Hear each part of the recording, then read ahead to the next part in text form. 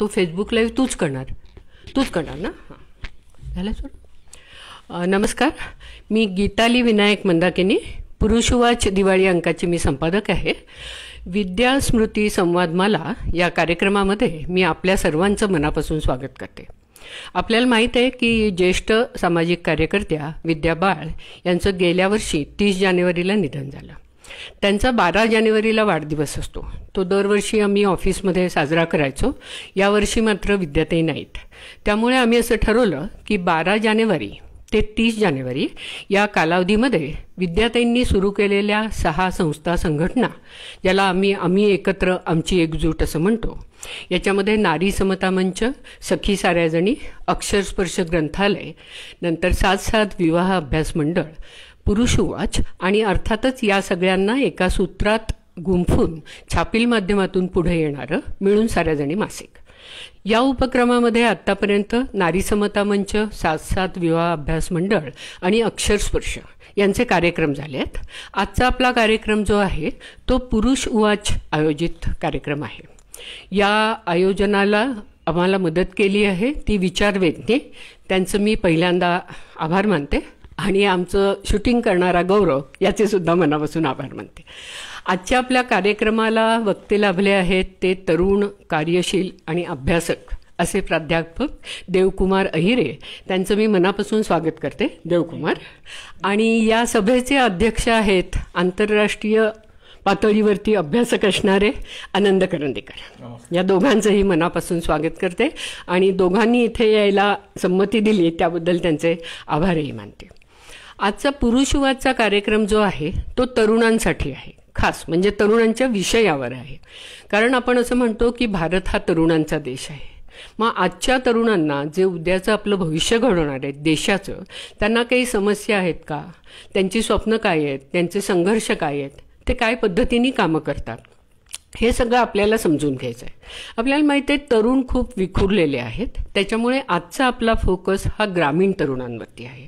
आणि म्हणून आपली ग्रामीण स्थित्यंतरे आणि आजच्या तरुणांची सामाजिक कोंडी अशा विषयावरती देवकुमार अहिरे बोलणार आहेत. देवकुमार अहिरे यांची ओळख करून द्यायची म्हणजे एक तर ते आमचे मित्र आहेत पुरुषवादचे, मिळून साऱ्याजणीचे ते लेखकसुद्धा आहेत.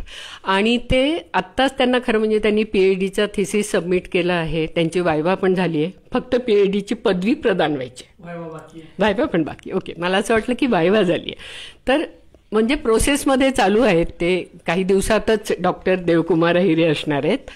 आणि मुख्य म्हणजे काल त्याची साहित्यरत्न अण्णाभाऊ साठे यांच्या साहित्य प्रकाशन मंडळावरती सदस्य म्हणून नेमणूक झाली. त्याबद्दल तुझं मनापासून अभिनंदन. तर मला असं वाटतं की असे हे आपले आजचे तरुण वक्ते जे कार्यशील पण आहेत, जे कम्युनॅलिझम नंतर वसाहतवाद अशा विविध तऱ्हेच्या याच्यावरती अभ्यास करणारे आहेत आणि चळवळीमध्ये अर्थातच कार्यशील आहेत, त्यांना मी अशी विनंती करते की त्यांनी आपली मांडणी सुरू करावी. धन्यवाद.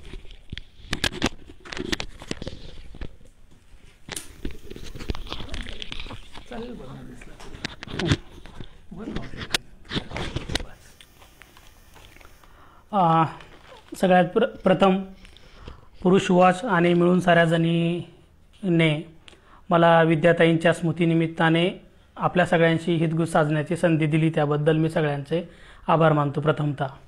कारण की 2011मध्ये मी पहिल्यांदा ज्यावेळेस पुण्यात आलो तेव्हापासून माझा मिळून साऱ्याजणीशी एक वाचक म्हणून आणि नंतरच्या काळामध्ये लेखक म्हणून संबंध राहिलेला आहे.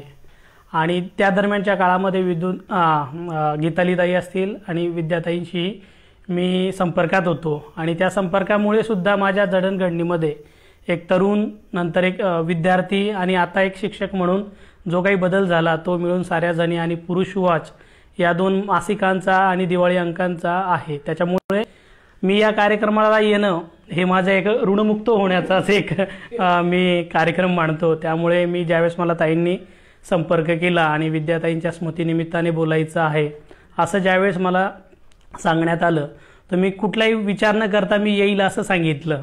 आणि त्या दरम्यानच्या काळामध्ये तेव्हाच ताईंशी बोलताना की बाबा कुठल्या विषयावर बोलायला आपण पाहिजे, तर त्यावेळेस मी सांगितलं की ग्रामीण भागातील तरुणांच्या प्रश्नासंदर्भात आणि एकूण ग्रामीण भागातील स्थित्यंतरासंदर्भात मी बोलेल.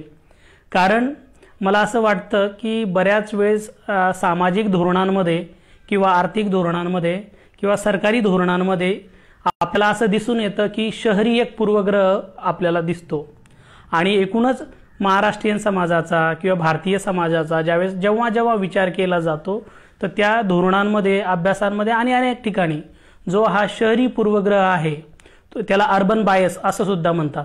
तर त्याच्यामुळे काय होतं की जे भारताचं किंवा महाराष्ट्राचं जे एक चित्र उभं राहतं त्या चित्रामध्ये आपल्याला शहरी प्रतिनिधित्व जास्त मोठ्या प्रमाणात दिसतं. त्याच्यामुळे ग्रामीण भागामध्ये कुठल्या प्रकारची सामाजिक आर्थिक स्थित्यंतरं होत आहेत, ग्रामीण भागातल्या तरुण तरुणींचे प्रश्न कुठले आहेत याच्याकडे अप्रत्यक्षपणे कानाडोळा केला जातो आणि तो कानाडोळा केल्या गेल्यामुळे असं होतं की महाराष्ट्राचं, भारताचं जे चित्र आपण सांगतो ते खऱ्या अर्थानं शहरी चित्र असतं. आणि बऱ्याच वेळेस असं होतं की सामाजिक चळवळींमध्ये, सामाजिक शास्त्रांच्या अभ्यासांमध्ये आणि एकूणच धोरणांमध्ये सुद्धा आपल्याला ग्रामीण भागाकडे दुर्लक्ष केलेलं दिसतं आणि त्याच्यामुळे अनेक प्रश्न निर्माण होतात.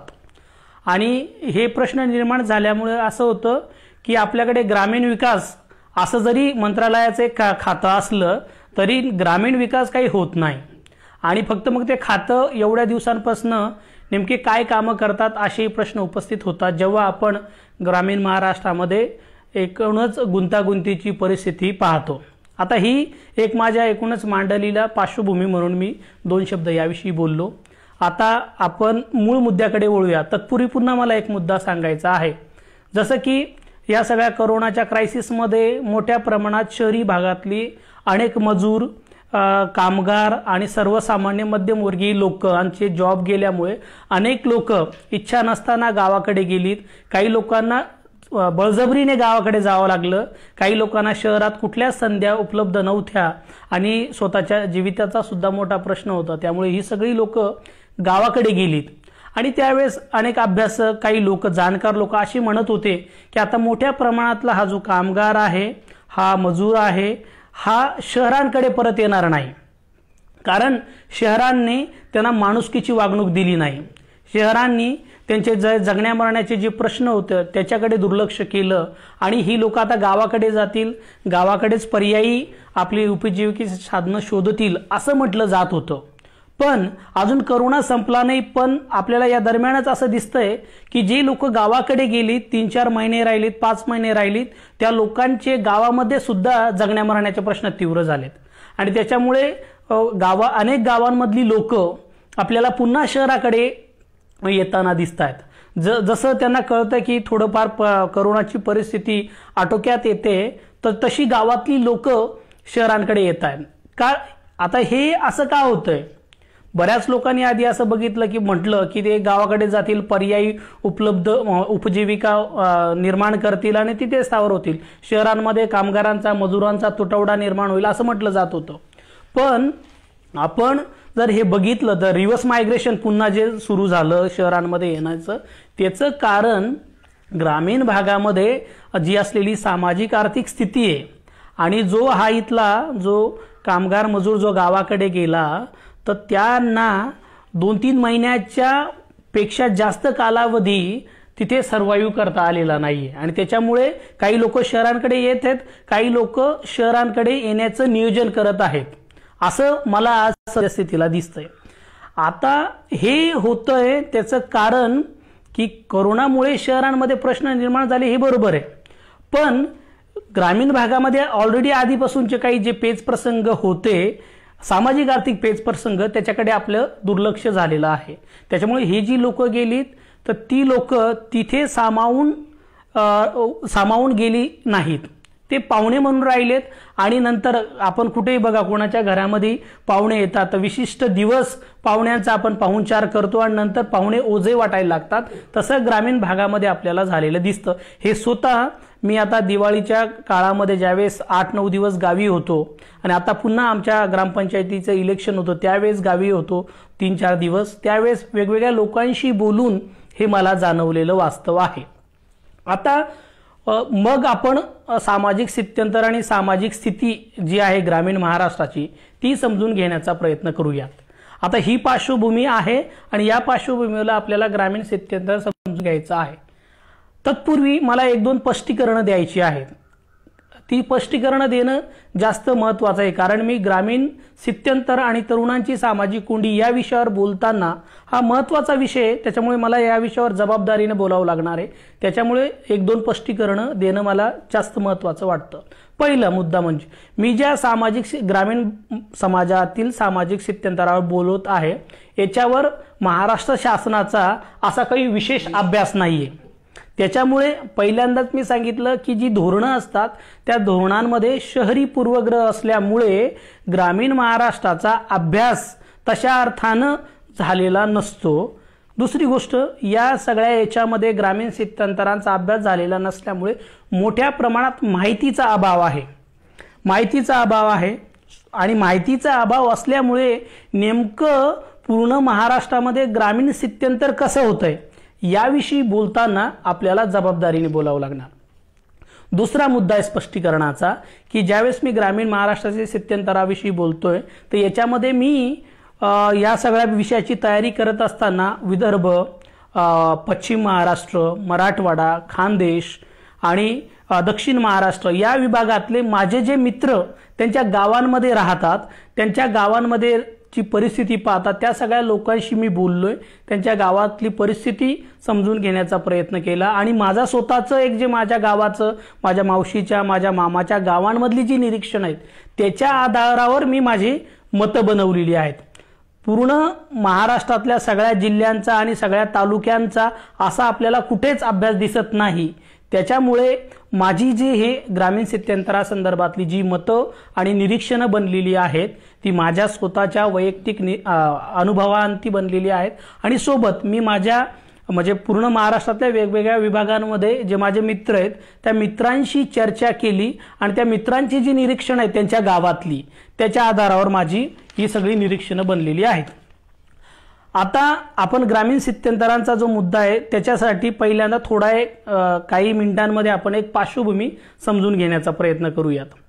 पहिला मुद्दा म्हणजे की ग्रामीण स्थित्यंतरांचा विचार करत असताना आपल्याला गावाविषयीची जी चर्चा आहे त्या गावाविषयीच्या चर्चेची थोडी आपल्याला पार्श्वभूमी समजून घ्यावी लागेल.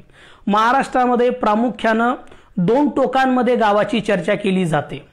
दलित साहित्य, ग्रामीण साहित्य या साहित्यांमध्ये जे गावाची चर्चा येते किंवा गांधीवादी विचारविश्वामध्ये जी गावाची चर्चा आहे आणि आंबेडकरवादी विचारविश्वामध्ये जी गावाची चर्चा आहे ती पुन्हा एक वेगवेगळ्या टोकांमध्ये आहे. म्हणजे ग्रामीण साहित्यामध्ये येणारं गाव आणि दलित साहित्यामध्ये येणारं गाव आपल्याला वेगवेगळे गावं दाखवतं.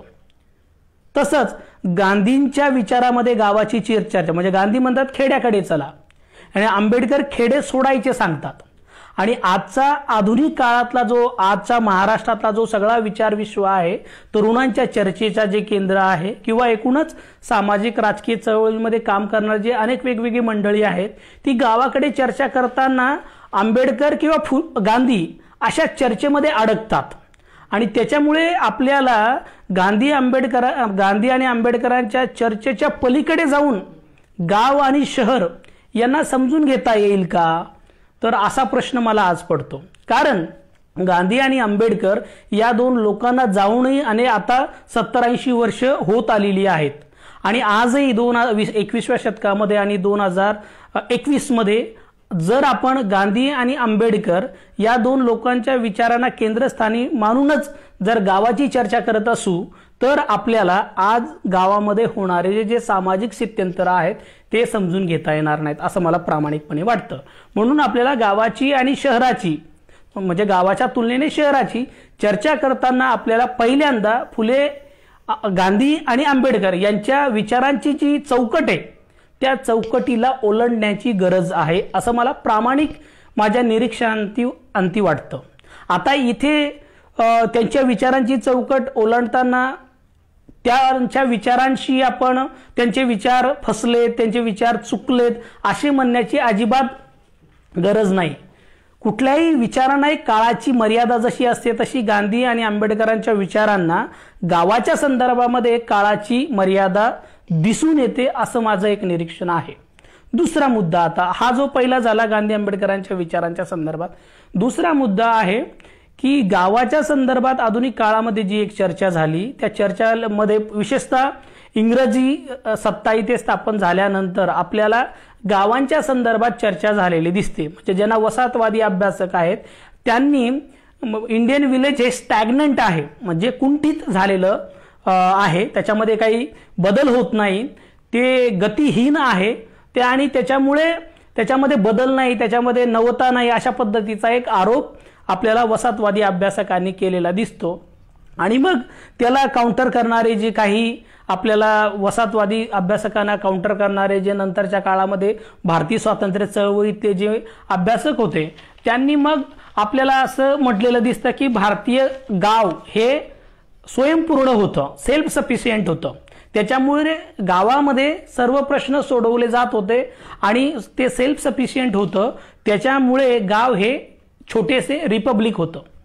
म्हणजे लहान लहान प्रजासत्ताक, गाव म्हणजे काय तर लहान लहान प्रजासत्ताक, असं आपल्याला राष्ट्रवादी विचारांमध्ये भारतीय चळवळीमध्ये लोकांनी विचार मांडलेला दिसतो. आणि मग ज्यावेळेस हा राष्ट्रवादी विचार मांडला जात होता त्या राष्ट्रवादी विचाराला भारतातले जे काही अभ्यासक होते किंवा भारतातले जे काही सामाजिक चळवळींमधले कार्यकर्ते नेते होते त्या लोकांनी भारतीय गाव हे रिपब्लिक आणि सेल्फ सफिशियंट होतं या विचारांना नाकारायला सुरुवात केली. आणि त्याच्यामध्ये प्रामुख्याने पुन्हा आपल्याला आंबेडकरांचा विचार महत्वाचा दिसतो. आंबेडकरांनी गाव एक घेतोय, जातींचं कडबोळ आहे आणि तिथे जातींमध्ये गाव विभागलेलं असतं, त्याच्यामुळे गाव हे काही रिपब्लिक नाही, अशा पद्धतीचा आपल्याला विचार मांडलेला दिसतो. म्हणून गावाची चर्चा जी आहे सेल्फ सफिशियंट म्हणजे स्वयंपूर्ण गाव ही एक चर्चा झालेली आहे. दुसरं, गाव एक कुंठित किंवा गतिहीन गाव. तिसरं, गाव म्हणजे छोटं प्रजासत्ताक. आणि चौथं, गाव म्हणजे आपल्याला झुंडी, जातींच्या झुंडी किंवा जातींच्या टोळ्या असे किंवा जातींचे कंपू, अशा चार म्हणजे आपण म्हणू या चार पद्धतीने गावांची चर्चा झाली. ही पण पुन्हा आपल्याला असं दिसतं की 70-80 वर्षांपूर्वी गावाची चर्चा झालेली आहे. आता आपण 21व्या शतकामध्ये ज्यावेळेस पाहतो आणि आताच्या काळामध्ये आतापर्यंत अनेक अभ्यासकांनी जातीच्या, गावाच्या आणि वेगवेगळ्या संदर्भात जे अभ्यास केले त्याच्यातनं असं दिसून येतं की हे जे चार पद्धतीने गाव बघितलं गेलं त्या चारही पद्धतीने म्हणजे गाव म्हणजे हे नुसतं सेल्फ सफिशियंट होतं का तर आता अभ्यासक म्हणतात असं काही नव्हतं. पूर्ण गाव, भारतातली सगळी गावं काही सेल्फ सफिशियंट नव्हती. म्हणजे समुद्र किनाऱ्यावर असलेली गावं आणि एकदम हिंटरलँडमध्ये असलेली गावं, एकदम भूप्रदेशाच्या मध्यभागी असलेली गावं यांच्यामध्ये एक वेगळ्या प्रकारचा व्यापार होता, त्याच्यामुळे असं म्हणता येत नाही की सगळी गावं सेल्फ सफिशियंट होती. दुसरं जे आहे की बाबा गावं हे स्टॅग्नंट होती, कुंठित होती. तर ऐतिहासिक पद्धतीने आपल्याला दिसतं गावांमध्ये नेहमी स्थित्यंतर होत आलेली आहेत. म्हणजे आपण महाराष्ट्राचा जर इतिहास घेतला सातवाहन काळापासून तर ब्रिटिश काळापर्यंत आपल्याला असं दिसून येतं की गावांमध्ये सातत्याने आपल्याला वेगवेगळ्या पातळीचे सामाजिक आर्थिक स्थित्यंतर होत आलेली आहेत. त्याच्यामुळे आपल्याला असंही म्हणता येत नाही की गावं हे कुंठित होती. तिसरं जे आहे ते गाव हे छोटेसे रिपब्लिक होते, प्रजासत्ताक होतं. तर आपल्याला दिसत नाही की गावांमध्ये जातीय अत्याचार, जातीय भेदभाव या सगळ्या गोष्टी आपल्याला हिस्टॉरिकली दिसतात. जात पंचायती असायच्या आणि त्याच्यामध्ये जातीची जी बंधनं सगळ्या जातींना होते, त्याच्यामुळे गाव हे काही प्रजासत्ताक होतं असंही आपल्याला म्हणता येत नाही. चौथा मुद्दा जो आहे की गाव हे जातींचे कंपू आहेत, तर हे सुद्धा आपल्याला पूर्णतः म्हणता येईल, कारण की गाव फक्त जातींचे कंपू नाहीये, तर जातींच्या कंपूंच्या पलीकडे बऱ्याचशा गोष्टी आपल्याला गावामध्ये दिसतात. आणि याला सुद्धा ऐतिहासिक आधार आहेत की गावामध्ये जरी जातींचे कंपू, जातींचे गट असलीत तर तरी त्या जातींच्या गटांमध्ये सामाजिक आर्थिक व्यवहार होत होता. आता हा सामाजिक आर्थिक व्यवहार मध्ययुगीन काळामध्ये आणि ब्रिटिश काळामध्ये आणि ब्रिटिश पूर्व काळामध्ये असल्यामुळे तो काही आजच्या संदर्भात सगळा समतामूलक आणि सगळ्यांना समान असा नव्हता, पण वेगवेगळ्या जातींचा परस्पर संबंध आणि परस्पर व्यापार किंवा परस्पर प्रक्रिया घडत होत्या, देवाणघेवाण घडत होती. म्हणून गाव म्हणजे फक्त जातींचे कंपू असं सुद्धा आपल्याला म्हणता येत नाही. याच्यातला इतिहासातला तिसरा मुद्दा मला आता सांगायचा आहे, तो म्हणजे की या अशी सगळी चर्चा चालू असताना अनेक लोकांना हे पण रिअलाइज झालं की गावामध्ये काही प्रश्न आहेत. त्याच्यामुळे आपल्याला विशेषतः दक्षिण भारतामध्ये पेरियार रामस्वामी यांनी रिकन्स्ट्रक्शन ऑफ विलेज, गावाची पुनर्रचना अशी एक संकल्पना मांडली आणि त्याच्यामध्ये त्यांनी एक केले की बाबा गाव ही एक महत्त्वाची एक संस्था आहे, महत्त्वाचं एक एकक आहे, पण त्याच्यामध्ये असलेले जे आर्थिक सामाजिक संबंध आहेत ते विषम आहेत, भेदभावाचे आहेत. त्याच्यामुळे गावाची जर पुनर्रचना जर केली आणि सहकार्यावर जर केली तर एक वेगळ्या प्रकारची गावाची आपल्याला कल्पना करता येऊ शकते. असा एक आपल्याला पुन्हा दिसतं की त्या सगळ्या ब्रिटिश काळामध्ये विचार केला गेला आणि तो विचार बऱ्यापैकी प्रभावी झाला. कारण भारत स्वतंत्र झाल्यानंतर जे सत्तेचं विकेंद्रीकरण झालं, त्या सत्तेच्या विकेंद्रीकरणामध्ये आपल्याला पंचायत राज व्यवस्थेमध्ये गावासंदर्भातली एक वेगळी चर्चा आपल्याला पुढे आलेली दिसते सत्तेच्या विकेंद्रीकरणाच्या निमित्ताने. कारण सत्तेच्या विकेंद्रीकरण आणि पंचायत राजमुळे काय झालं की जे सत्तेचं केंद्रीकरण होत होतं त्याला एक आपल्याला धक्का बसलेला दिसतो आणि गावामध्ये तिथे मग ग्रामपंचायत आणि ग्रामपंचायत मधले प्रतिनिधी यांना एक वेगळं महत्त्व आलं आणि पंचायत राज व्यवस्थेमुळे स्त्रियांना त्याच्यामध्ये आपल्याला प्रतिनिधित्व मिळालं दिसतं आणि नंतर मग शेड्यूल कास्ट असतील, त्याच्यानंतर शेड्यूल ट्राईब म्हणजे जे मागास समूह आहेत त्यांना सुद्धा एक आपल्याला त्याच्यामध्ये प्रतिनिधित्व मिळालं दिसतं आणि हे सगळं आपल्याला सत्तेच्या विकेंद्रीकरणामुळे याचा हे झालं. त्याच्या आधी गावांची जी सगळी सत्ता यंत्रणा असायची तिच्या मर्यादा होता, ती सर्व लोकांना सामावून घेत नव्हती. आता हे 3 मुद्दे जे आहेत हे आपल्याला सामाजिक राजकीय ज्या चळवळी भारतात घडत होत्या, महाराष्ट्रात घडत होत्या, त्याच्या पार्श्वभूमीवर आपण बघितलं. आता ह्या सामाजिक राजकीय चळवळींमध्ये हे मुद्दे घडत होते आणि अभ्यासाच्या पातळीवर काय होत होतं हे एका मिनिटात बघूयात आणि आजच्या समकालीन प्रश्नाकडे आपण येऊयात. तो मुद्दा म्हणजे सगळ्यात महाराष्ट्रामध्ये 1915 मध्ये पहिल्यांदा एक गावाची चर्चा करणारं मराठी माणसानं अत्यंत महत्त्वाचं पुस्तक लिहिलं, ते आहे गावगाडा. आणि 2015 मध्ये त्या गावगाड्याला 100 वर्ष झालीत. म्हणजे आणि राजहंस प्रकाशनाने मग त्याच्या निमित्तानं गावगाडा या पुस्तकाची शताब्दी आवृत्ती काढली आणि मग 1915 पासून तर 2015 पर्यंत गावगाड्यामध्ये कोणकोणते बदल झालेत, कशा पद्धती चर्चा म्हणजे कशा पद्धतीचे सामाजिक आर्थिक स्थित्यंतर झालीत याविषयीची चर्चा आपल्याला त्या शताब्दी आवृत्तीमध्ये दिसते. 2015 मध्येच एक महत्त्वाचं दुसरं पुस्तकही आपल्याला बाजारात आलेलं आहे, ते उल्का महाजन यांनी कोसळता गावगाडा नावाचं एक पुस्तक लिहिलं. आता याच्यामध्ये 2 मुद्दे महत्त्वाचे आहेत की जे त्र्यंबक नारायण आत्रे यांनी जे गावगाडा नावाचं पुस्तक 1915 मध्ये लिहिलं होतं, ते पुस्तक हे देश केंद्री गावगाड्याची चर्चा करते. म्हणजे महाराष्ट्राचं जे विभाजन केलं जातं ते कोकण आणि देश, म्हणजे कोकणाला सोडून जो उर्वरित महाराष्ट्र आहे त्याला देश म्हटलं जातं आणि देशाला सोडून जो उर्वरित त्याला कोकण.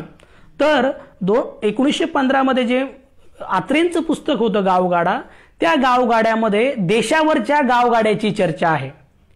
आणि 2015 मध्ये उल्का महाजनांनी जे पुस्तक लिहिलं ते पुस्तक प्रामुख्यानं कोकणातल्या गावगाड्याची चर्चा करतं.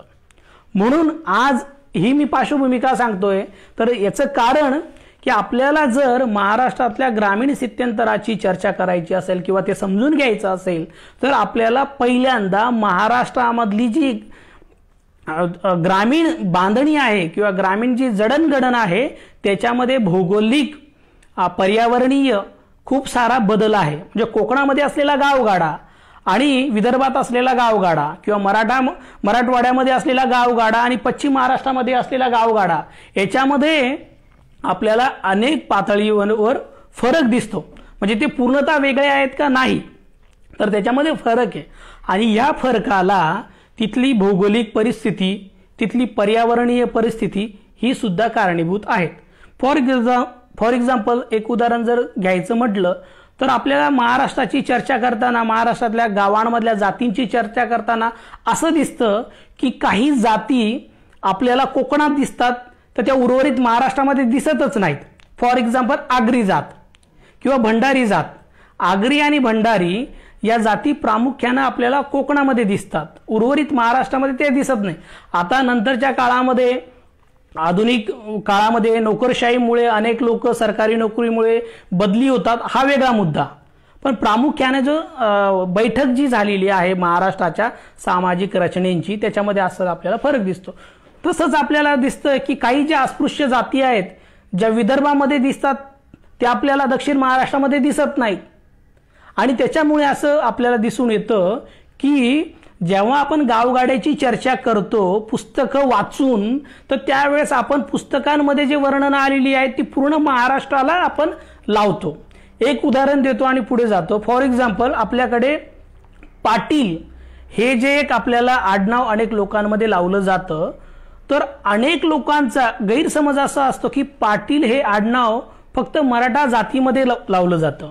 पण जर आपण पूर्ण महाराष्ट्राची थोडा जर विचार केला, समाजाचा विचार जर केला, तर आपल्याला असं दिसून येईल 20-30 जाती अशा आहेत की त्यांच्यामध्ये पाटील आडनाव लावलं जातं. मग त्याच्यामध्ये बौद्ध सुद्धा आपल्याला पाटील दिसतात, धनगर दिसतात, माळी दिसतात आणि अजून जैन दिसतात. म्हणजे होतं काय की ज्यावेळेस आपण एखादं पुस्तक वाचून महाराष्ट्राचा ग्रामीण समाज समजून घेतानाचा विचार करतो, त्यावेळेस अशा मर्यादा येतात. म्हणून मला नेहमी असं वाटतं की ग्रामीण समाजाचा जो सविस्तर अभ्यास झाला पाहिजे तो आपल्याला झालेला दिसत नाही. म्हणजे उदाहरण म्हणून जर आपण असंही म्हटलं की फक्त महाराष्ट्रातल्या सर्व जिल्ह्यांमधल्या विशिष्ट तालुके, एक 2 तालुके घेऊन आपण जर 100 गावांचा जरी अभ्यास केला, तर आपल्याला महाराष्ट्रामधलं एक वेगळं ग्रामीण सामाजिक चित्र उभं करता येईल. ही झाली पार्श्वभूमी. आता मला मूळ आजचे जे काही सामाजिक आपले जे स्थित्यंतराचे ग्रामीण भागातले जे प्रश्न आणि समस्या आहेत त्याविषयी बोलायचं आहे. आता ही पार्श्वभूमी आणि आधीचं स्पष्टीकरण का मी सांगितलं, कारण की आजचे जे मुद्दे आहेत हे जर समजून घ्यायचं असेल तर त्याला आपल्याला या पार्श्वभूमीवरच बघायला पाहिजे. उदाहरणार्थ, आज अनेक गावांमध्ये प्रत्येक जातींमध्ये जातीच्या संघटना आपल्याला दिसतात. पण तुम्ही जर 30-40 वर्षांपूर्वी जर विचार केला महाराष्ट्राचा, तर त्यावेळेस जातींच्या संघटना नसायच्यात, तर जातींच्या जात पंचायती असायच्यात. आज अनेक गावांमध्ये जात पंचायती नाहीयेत. आणि याच्यामध्ये थोडं अंधश्रद्धा निर्मूलन समितीचंही योगदान आहे की जात पंचायतीला मूठमाती देण्याचं जे काम त्यांनी सुरू केलं ते काही प्रमाणात यशस्वी झालंय. पण वेगळ्या स्वरूपात जात पंचायती या जात संघटनेच्या नव्या रूपाने उद्भवलेल्या आहेत. म्हणजे जात पंचायती नसतात, पण त्या जात पंचांच्या जात संघटना असतात. अशी स्थिती आपल्याला ग्रामीण महाराष्ट्रामध्ये दिसते. आता वर्तमानकालीन जी स्थिती आहे त्याच्याविषयी मला 3-4 मुद्दे आहेत ते मी बोलणार आहे. एक म्हणजे आज महाराष्ट्राच्या ग्रामीण स्थितीमध्ये जे काही काय म्हणूयात आपण त्याला, जे स्थित्यंतर आहे त्याला मी असं म्हणतो, महाराष्ट्राच्या ग्रामीण भागामध्ये शेती, माती, नाती, जाती आणि संस्कृतीचं स्थित्यंतर आहे. हे खूप काळजीपूर्वक आपण वाचायला पाहिजे. शेती, माती, नाती, जाती आणि संस्कृतीचं हे संकट आहे.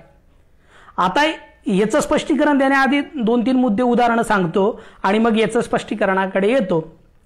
2-4 वर्षांपूर्वी महाराष्ट्रामध्ये मोठ्या प्रमाणात मराठा क्रांती मोर्चे झालेत. आणि मला नेहमी एक इतिहासाचा अभ्यासक, सामाजिक शास्त्रांचा विद्यार्थी म्हणून माझा एक तक्रारही आहे, ती अशी की महाराष्ट्रातला प्रामुख्यानं बहुसंख्य असलेला हा जो मराठा समाज आहे, त्या मराठा समाजाने एवढ्या मोठे मोर्चे काढलेत, पण त्याचा खूप चांगला समाजशास्त्रीय अभ्यास आजही झालेला नाहीये. सामाजिक शास्त्रांमध्ये हा प्रश्न आपल्याला पडलेला नाही की बाबा एवढा मोठा समाज एकदाच रस्त्यावर का आला आणि आता पुन्हा तो शांत काय, अशी काय स्थिती आहे, याचा चांगला समाजशास्त्रीय अभ्यास आज आपल्याला झालेला दिसत नाही. आणि अशी कुठली कारणं आहेत, म्हणजे कोपर्डीचं बलात्कार प्रकरण हे फक्त तात्कालिक कारण होतं, म्हणजे एक ठिणगी पडण्यासाठी. पण त्याची जी वातावरण निर्मिती संपूर्ण महाराष्ट्रामध्ये झाली होती आणि पहिल्यांदा मोठ्या प्रमाणात मराठा समाजातल्या स्त्रिया आणि मुली एवढ्या मोठ्या प्रमाणात रस्त्यावर का आल्यात, त्याचं नियोजन काय होतं, त्याचे संबंध काय होते, याच्याविषयी आजही चांगला अभ्यास आपल्याला झालेला दिसत नाही. आणि दुसरी गोष्ट की आज जे शेतकरी आंदोलनाच्या निमित्तानं जे सगळं राजकारण आपल्या महाराष्ट्रामध्ये आणि भारतामध्येही घडत आहे, तर त्याचे सुद्धा कारण काय आहेत याची आपण चर्चा करत नाही. आता हे न करण्यामागे याची एक मुद्दा मी आधी सांगतो आणि मग आधीच्या मुद्द्याकडे परत येतो. मी आधी जसं सांगितलं की एकूणच शासकीय धोरणांमध्ये, अभ्यासांमध्ये आणि सोशल मीडियाच्या चर्चेमध्ये शहरी पूर्वग्रह आहे, अर्बन बायस आहे. त्याच्यामुळे शहरांमधल्या लोकांना, जे शहरात राहतात त्या लोकांना शेतकऱ्यांचे प्रश्न, ग्रामीण भारताचे प्रश्न, ग्रामीण समाज जीवनामधलं होणारं स्थित्यंतर हे समजून घेता येत नाही. त्याच्यामुळे शहरी लोकांच्या चौकटीमध्ये ते जर योग्य ठरत नसतील तर त्यांना काही कुठलीही नावं लावली जातात. म्हणजे आजची बातमी आहे, मी इकडे तुमच्याशी संवाद साधण्याच्या आधी एक बातमी आली की नाशिकवरनं मोठा एक शेतकऱ्यांचा मोर्चा मुंबईला निघालेला आहे. 2 वर्षापूर्वी नाशिकवरूनच एक मोठा शेतकऱ्यांचा मोर्चा मुंबईला निघाला होता. त्या मोर्चा निघाला त्या काळामध्ये अनेक लोकांनी ऑनलाईन शुभेच्छा, पाठिंबा, काहींनी विरोध केला, पण त्याच्या मागे पुढे काय झालं याची काही चर्चा होत नाही. आता आजचं शेतकरी आंदोलन, आज निघाला शेतकरी मोर्चा, 2 वर्षापूर्वी महाराष्ट्रातला शेतकरी मोर्चा आणि मराठा क्रांती मोर्चाने मोठ्या प्रमाणात जे महाराष्ट्रात जे काय म्हटलं आपल्याला एक हल्लाबोल किंवा एक जे समाजमन ढवळून काढलं होतं, तर त्याची कारणं काय आहेत हे आपल्याला जर समजून घ्यायचं असेल तर जे मी आधी म्हटलं की ग्रामीण महाराष्ट्रामध्ये शेती, माती, नाती, जाती आणि संस्कृतीचं जे स्थित्यंतर होत आहे ते आपल्याला समजून घ्यायला पाहिजे. त्याचं कारण आता शेती, माती, जाती, नाती आणि संस्कृतीचं स्थित्यंतर म्हणजे काय, शेतीचा मुद्दा घेऊयात. आज ग्रामीण भागामध्ये शेतीचा प्रश्न अत्यंत तीव्र झालेला आहे. कधी काळी असं म्हटलं जात होतं की अव्वल शेती, मध्यम व्यापार आणि कनिष्ठ नोकरी. आज महाराष्ट्रातली स्थिती काय आहे, शेतकरी स्वतःच्या मुलाला शेतीमध्ये राहू नकोस, इथे किती कष्ट केले तर मोबदला मिळत नाही, मोबदला मिळत नाही प्लस त्या शेतकऱ्याला असलेला एक जो मान सन्मान आहे तो सुद्धा मिळत नाही. त्याच्यामुळे आपल्याला आज शेती करणारे लोक आपल्या पुढच्या पिढीला शेतीमध्ये तुम्ही काम करू नका, शेतीमध्ये राहू नका, अनेक काबाड कष्ट करूनही आपल्याला मोबदला मिळत नाही, काही मिळत नाही, ही आजची स्थिती आहे. म्हणजे शेतीमध्ये संकट आहे. माती म्हणजे तुम्ही एकूणच पर्यावरणाचा जो आपण जर विचार केला आणि हवामान बदलाचा जो विचार केला तर त्याच्यामुळे शेती आणि मातीचं जे प्रदूषण होतंय आणि त्याच्यामध्ये जो बदल होतो आहे त्याचा सुद्धा आपल्याला या सगळ्या एकूणच याच्यावर परिणाम पडताना दिसतोय. आता नाती, जाती आणि संस्कृतीचा संबंध, मोठ्या प्रमाणातला जो ग्रामीण समाज आहे तो शेती केंद्री, प्रामुख्याने शेती केंद्रीय असल्यामुळे कौटुंबिक रचना सुद्धा शेतीला केंद्रस्थानी ठेवून होत्या आणि कौटुंबिक रचना ज्या शेतीला केंद्रस्थानी ठेवून होत्या तर त्याच्या आधारावर नाती संबंध सुद्धा होती. आता शेतीमध्ये जर क्रायसिस असेल तर त्या कुटुंबामध्ये क्रायसिस आहे आणि कुटुंबामध्ये क्रायसिस असल्यामुळे जे नातेसंबंध आहे ग्रामीण भारतातली तर त्याच्यामध्ये मोठा क्रायसिस आहे. उदाहरण देतो की ज्यावेळेस शेतीमध्ये चांगल्या प्रकारचं उत्पादन होत होतं तर आपल्याला ग्रामीण भागामध्ये जॉईंट फॅमिली, मोठ्या फॅमिली आपल्याला दिसतात. आता आपल्याला दिसतं की झपाट्याने विभक्त होण्याचा एक जो प्रकार ग्रामीण महाराष्ट्रामध्ये सुद्धा होतोय तो आपल्याला दिसतो. संयुक्त कुटुंब किंवा आजी 90 वर्षाची आहे तरी त्यांची मुलं जी 60 किंवा 70 वर्षाची आहेत ती एकत्र राहायची, ती आता आपल्याला ग्रामीण महाराष्ट्रामध्ये दिसत नाही. आणि जाती म्हणजे नातींचं जसं म्हणजे रिलेशनशिप क्रायसिस जसा आहे तसं जातीचा जात म्हणजे ग्रामीण समाज रचनेचा जर विचार केला त्या ग्रामीण समाज रचनेमध्ये शेती आणि जात याचा अत्यंत जवळचा संबंध आहे आणि त्याच्यामुळे शेती, जात, त्याच्यामुळे मिळणारे मान आणि सत्ता आणि त्याचं नियोजन हे सगळं आपल्याला जातीमध्ये दिसतं. आता शेतीमध्ये जर संकट असेल तर आपल्याला त्या शेती संबंधित असलेल्या ज्या जाती आहेत त्यांच्यामध्ये संकट दिसतं. 2 उदाहरणं सांगतो. मोठ्या प्रमाणात पुण्यामध्ये येणारे जे ग्रामीण महाराष्ट्रातले कुणबी या सामाजिक आर्थिक कॅटेगरीतनं येणारे जे ते तरुण आहेत म्हणजे मराठा असू द्या, माळी असू द्या, धनगर असू द्या, याच्यातनं येणारी जी तरुण आहेत त्या तरुणांना मोठ्या प्रमाणात भालचंद्र नेमाडेंचं साहित्य आवडतं असं माझं एक निरीक्षण आहे. आणि तुम्ही सोशल मीडियावर जर बघितलं तर त्यांना स्वतःमध्येच खंडेराव दिसतो. म्हणजे जो गावापासून तुटलेला आहे पण ज्याला गावाविषयीचं एक वेगळं प्रेम आहे आणि तो नेहमी गाव, शेती आणि त्याच्या संबंधातले असलेलं एक सगळं ओढ, आणि ती ओढ तर आहे पण त्या ओढीसोबतच त्याला असंही दिसतं की आता ते सगळं संपत चाललेलं आहे. आणि याच्यातनं येणारा एक जो तुटलेपणा आहे तो कुणबी या सामाजिक आर्थिक कॅटेगरीमध्ये म्हणजे शेती करणाऱ्या जातींमध्ये आपल्याला मोठ्या प्रमाणात दिसतो. कारण की म्हणजे शेतीची एक परंपरा, त्याच्याविषयी गाव, वाडा आणि एकूणच हे येणारे आलुतेदार, बोलुतेदार याचं जे वर्णन आहे आजी आजोबांकडनं ऐकलेलं, लहानपणी बघितलेलं, ते आज आपल्याला दिसत नाही. शेतीमध्ये मोबदला मिळत नाही. कुणबी जो बाप आहे तो राबराब कष्ट करतो पण त्याला काही सन्मान मिळत नाही. ही एक स्थिती आहे. तर त्याच्यामुळे आपल्याला हे उदाहरण दिसतं. दुसरी गोष्ट, हे जसं मी उदाहरण सांगितलं तसं एक उदाहरण म्हणजे तुम्ही सगळ्यांनी मुळशी पॅटर्न हा सिनेमा बघितला असेल. तर मुळशी पॅटर्न मध्ये नेमकं काय स्थिती आहे? मावळ हा भूभाग आहे. मावळ खोऱ्यातल्या शेतकऱ्यांची दयनीय स्थिती आणि शेतकरी कसे उद्ध्वस्त होतात आणि शहरांमध्ये आल्यानंतर त्या शेतकऱ्यांची काय स्थिती होते तो उत्कृष्ट ते आपल्या त्या मुळशी पॅटर्न या सिनेमामध्ये दाखवून.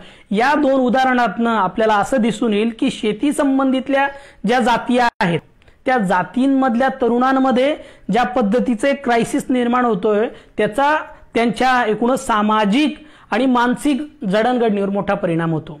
एक अजून उदाहरण आहे की शेतकऱ्यांच्या मुलाला मुली मिळण्याचा एक मोठा पेच प्रसंग आहे. म्हणून तुम्ही सोशल मीडियावर अनेक आपण पाहतो लग्नाळू मुलांचे ग्रुप असतात. आपल्याला बऱ्याच वेळेस हसू येतं, म्हणजे काही लोक हसतात. आता याच्यात काय की पण हा खूप पेच प्रसंग आहे. अनेक ठिकाणी ग्रामीण महाराष्ट्रामध्ये प्रामुख्याने शेतीशी संबंधित असलेले जे जात समूह आहेत त्या जात समूहांमध्ये तर शेती करणाऱ्या मुलांच्या लग्नाचे तीव्र प्रश्न आहेत. आता तीव्र प्रश्न याला मी एकूणच जी आतापर्यंतची मांडणी केली पुढे मांडणी करणार आहे, चांगलं वाईट अशा पद्धतीने मी बघतच नाहीये. कारण की ज्या पद्धतीचे जे हे घडतंय याला आपल्याला कसं समजून घ्यायचं हा एक मुद्दा. आता शेतकऱ्यांच्या कुटुंबामध्ये असणारे जे मुलं आहेत त्या मुलांच्या लग्नाचे मोठे पेच प्रसंग आहे. कारण की शेतकरी जो बाप आहे त्या शेतकरी बापाला सुद्धा आपली मुलगी आपल्यासारख्या शेतकऱ्याला देऊ वाटत नाही. त्यांचं म्हणणं बऱ्यापैकी असतं की म्हणजे शेती असं लग्नाचं ठरवत असताना गावामध्ये शेती पाहिजे पण शेती करायची नाही आणि गावात राहायचं नाही असं एक आपल्याला दिसतं. आता काही दिवस आधी म्हणजे 4-5 वर्ष किंवा 5-7 वर्षांपूर्वी प्रामुख्यानं हे शेतकरी जातीचा हा प्रश्न होता. पण आता आजची स्थिती अशी आहे की एकूणच ग्रामीण महाराष्ट्राचा हा प्रश्न आहे. म्हणजे मी आता ज्यावेळेस गावाकडे गेलो होतो तर त्यावेळेस असं दिसलं मला की गावामध्ये आपल्या न्हावी काम करणारा मित्र आहे, त्याचं दुकान आहे, तो व्यवस्थित पद्धतीचं कमाई सुद्धा करतो, पण तरीही न्हावी समाजातल्या मुलींना गावामधल्या न्हावीशी लग्न करायचं नाहीये. कारण गावामध्ये न्हावी काम करणं आणि शहरामध्ये न्हावी काम करणं याच्यामध्ये खूप तुलनात्मक फरक आहे. त्याच्यामुळे गावात तसंच माझे वाणी आणि मारवाडी समाज हेही माझे मित्र आहेत. मी 2-3 गावांची उदाहरणं बघितलीत की गावात दुकान आहे वाण्यांचं आणि मारवाड्यांचं, पण मुलींना सुद्धा गावातल्या वाण्या मारवाड्यांशी लग्न करायचं नाही, ते गावात राहायचंय. आता याच्यामध्ये हे बरोबर ते बरोबर नाही, पण ही वस्तुस्थिती आहे आणि हे अनेक ठिकाणी आपल्याला दिसतं. हा लग्नाचा जो पेच प्रसंग जो आहे तो नेमका कसा सोडायचा. आणि आता आपण थोडं मानसिक आणि लैंगिक आरोग्याविषयीची जे काम करणारे जे कार्यकर्ते आहेत किंवा जे या क्षेत्रामध्ये जास्त काम करतात तर अविवाहित तरुणांचे कसे प्रश्न निर्माण होतात याची आणि ते किती भयानक स्वरूपातला आकार घेऊ शकतात याची जाणीव आहे. शहरांमध्ये अशा अविवाहित तरुणींना आणि तरुणांना वेगळ्या प्रकारचं समुपदेशन किंवा वेगळ्या प्रकारचं एक मनोरंजन उपलब्ध सहज होतं. पण ग्रामीण महाराष्ट्रामधले या पद्धतीच्या बोलण्याची एक सवय नसल्यामुळे, या पद्धतीच्या समुपदेशनाची एक व्यवस्था नसल्यामुळे वेगवेगळे क्रायसिस ग्रामीण भागातल्या तरुणांमध्ये आपल्याला होताना दिसतात. हा पहिला मुद्दा आहे. दुसरा मुद्दा आहे की आता जे मी सुरुवातीलाही मांडलेत माझे काही मुद्दे, त्या पहिल्या मुद्द्यामध्येच जात, कुटुंब आणि नातेसंबंध याच्यामध्ये जे बदल होत आहेत, तर त्याच्यामध्ये एक लग्नांच्या प्रश्नांची आपण चर्चा केली. दुसरा मुद्दा आहे की अल्पवयीन मुलींच्या लग्नांमध्ये वाढ. आणि हे माझं स्वतः 2005 मध्ये ज्यावेळेस मी गावामध्ये होतो तेव्हाही आपल्याला असं दिसतं की सरकारी कायद्यानुसार 18 वर्ष च्या नंतर मुलीचं लग्न करायचं होतं. तेव्हा कमी प्रमाणात, थोड्याफार प्रमाणात लोक 18 वर्षाच्या अलीकडे लग्न करत होती आणि थोडेफार मुलींचे लग्न नंतर 18 वर्ष. पण आता रिसेंटली 4-5 वर्षांमध्ये माझं असं निरीक्षण आहे की 18 वर्षाच्या खाली मुलींचे झपाट्याने लग्न होत आहेत. तर मी अशा 1-2 आयांशी, म्हणजे त्या अल्पवयीन लग्न झालेल्या मुलींच्या आयांशी ज्यावेळेस बोललो आणि त्यांच्याशी बोललो, आणि मी पुणे विद्यापीठामध्ये शिकवतो, शिकलेला मुलगा आहे, 4 गोष्टी चांगल्या सांगतो, म्हणून त्या माझ्याशी थोड्या मोकळ्या बोलल्यामुळे मला हे कळलं. मी त्यांना विचारलं की ताई, काकू, मावशी असं म्हटल्यानंतर दोघी तिघींना की बाबा का लवकर लग्न केलं. तो सगळ्यात महत्त्वाचा प्रश्न आहे की त्यांना वाटतं की मुलीचं पुढे काय होईल. मुलगी वयात आली ही आई वडिलांना भीती वाटते. म्हणजे मला शॉक बसला. मला हे 7-8 वर्षांपूर्वी, कदाचित त्यावेळेस मी लहान असेल, माझी समज नसेल, असंही कारण असेल, पण आता ज्यावेळेस मी बघतो तर अक्षरशः 15, 16, 17 वयोगटातल्या मुलींचं मोठ्या प्रमाणात लग्न होतंय. आणि ते लग्न होताना की बाबा एकतर त्या मुली वयात आल्यानंतर आई वडिलांना भीती वाटते, त्या मुलींचे इतरांशी संबंध येतील याची भीती वाटते, आणि दुसरं लवकरात लवकर लग्न करून देणे, म्हणजे आपल्या याच्यातनं आपण आपल्या जबाबदारीतनं मुक्त होतोय. ह्याच्यामुळे आपल्याला असं दिसतं की अल्पवयीन मुलींच्या लग्नाचं प्रमाण झपाट्याने वाढलेलं आहे. आणि त्याच्यामध्येच आपल्याला या अल्पवयीन मुलीचं लग्न झाल्यामुळे गर्भधारणा लवकर होते आणि त्याचा त्या मुलींच्या आरोग्यावर जो परिणाम होतोय तोही झपाट्याने झालेला आपल्याला दिसतो. या निमित्तानं आमच्या गावामध्येच प्राथमिक आरोग्य केंद्र आहे आणि मी थोडीफार आजूबाजूला चर्चा केली तर त्याच्यात असं दिसून आलेलं आहे की अल्पवयीन मुलींची जे लग्न होतात आणि लवकर गर्भधारणा होते तर त्याच्यामुळे त्यांच्या आरोग्यावर झपाट्याने आपल्याला परिणाम झालेला आपल्याला दिसतो. आता काही 1-2 योजना, सरकारी योजना अंगणवाडींच्या माध्यमातून माता बालक सदृढ कसे होतील, त्यांना न्यूट्रिशन कसे मिळतील, अशा गोष्टी राबवल्या जातात. ही एक चांगली योजना महाराष्ट्र शासनाची आहे. पण ही योजना राबवताना अल्पवयीन ज्या मुलींची जी लग्न होत आहेत झपाट्याने आणि त्याच्यामध्ये ते जे आई वडिलांची जी असुरक्षितता, अज्ञान, याच्याविषयीची जी जाणीव जागृती करणं गरजेचं आहे ते आपण लवकर करणं मला महत्त्वाचं वाटतं. तिसरा यातला एक मुद्दा आहे की आंतरजातीय विवाहांसंदर्भात एक प्रकारचा ग्रामीण भागामध्ये बदल होताना दिसतोय. याच्यातले निरीक्षण मी माझ्या काही मित्रांना बोलताना की आता एक काळ असा होता की ग्रामीण महाराष्ट्रामध्ये आंतरजातीय लग्न होणं म्हणजे डायरेक्ट मारामाऱ्या होणं, 2 जातींमध्ये जीव घेणं, मुला मुलींना मारून टाकणं अजूनही होतं. ही वस्तुस्थिती अजूनही आहे. पण तरीही काही प्रमाणात बदल आपल्याला झाले. त्याचा म्हणजे 2-3 गावांमध्ये आपल्याला एक आंतरजातीय लग्न झालेलं दिसतं आणि लग्न झालेलं दिसतं. त्याच्यामुळे महाराष्ट्रामध्ये आंतरजातीय लग्न होण्याचं प्रमाण वाढलेलं आहे असं आपल्याला दिसतं. आणि त्याच्यामध्ये एक कारण असं पण आहे की जे मी आधी बोललो की मुलांच्या ग्रामीण भागामध्ये मुलांच्या लग्नाचे पेच प्रसंग असल्यामुळे आई वडील आपल्या जातीतली मुलगी भेटतच नाहीये तर मी कुठल्याही जातीची मुलगी करायला तयार आहेत इथपर्यंत आलेले लोक. आता याच्यामध्ये 2 मुद्दा आहे. म्हणजे याच्यामध्ये जातीय ग्रामीण मानसिकता बदलली की आपल्या मुलाची लैंगिक गरज भागवण्यासाठी आणि आपला वंश पुढे जाण्यासाठी मुलीची गरज आहे ही वृत्ती बळकावलेली आहे. तर हे दोन्ही आपल्याला दिसून येतं. आणि काही ठिकाणी तर असं आहे, काही गावांमध्ये आपल्याला असे उदाहरणं दिसतात की गरीब कुटुंबातल्या मुली अक्षरशः विकत आणलेल्या दिसतात. म्हणजे मला गरीब कुटुंबातल्या मुली विकत आणलेल्या ज्यावेळेस दिसल्या तर म्हणजे हा फुले, आंबेडकर, पंडिता रमाबाई आगरकर, कर्वे, रदो कर्वे यांचा हा महाराष्ट्र आहे का असा प्रश्न पडतो. म्हणजे विधवांच्या विरोधामध्ये त्यांनी केलेलं काम, लैंगिक शिक्षणासंदर्भात केलेलं काम आणि एकूणच सामाजिक गुलामगिरीच्या विरुद्ध केलेलं काम, आणि आज बाल मुलींचे लग्न होत आहेत, मुली विकत आणल्या जात आहेत, अशी स्थिती ग्रामीण महाराष्ट्रामध्ये आहे. हे आंतरजातीय विवाहांचं. आता याच्यामध्ये दोन मुद्दे मला सांगायचे. एक, 2015 मध्ये सुगावाने, विलास वाघांनी 2015 मध्ये पुण्यामध्ये जे नोंदणीकृत आंतरजातीय विवाह झाले होते, तर 2015 या वर्षामध्ये त्याचा त्यांनी एक अभ्यास केलेला आहे. आणि 2016 मध्ये धुळे शहरामध्ये जे आंतरजातीय नोंदणीकृत विवाह झालेत त्याचा अभ्यास आहे. माझी अशी इच्छा आहे पुढे भविष्यात करता आलं तर एकूण महाराष्ट्रामध्ये जे नोंदणीकृत विवाह होतात त्यांचा एक समाजशास्त्रीय अभ्यास झाला पाहिजे. आणि याच्यामध्ये आपण जर संघटित पद्धतीने काम केलं तर आपल्याला हे चित्र दिसून येईल. आता 2015 पुण्या शहरामध्ये नोंदणीकृत झालेले विवाह आणि 2016 मध्ये धुळे शहरामध्ये नोंदणीकृत झालेले विवाह, आता हे फक्त शहरातली लोक नाही, त्या जिल्ह्याच्या अंतर्गत येणारी लोक. तर आपल्याला असं दिसून येतं की या 2015 पुणे आणि 2016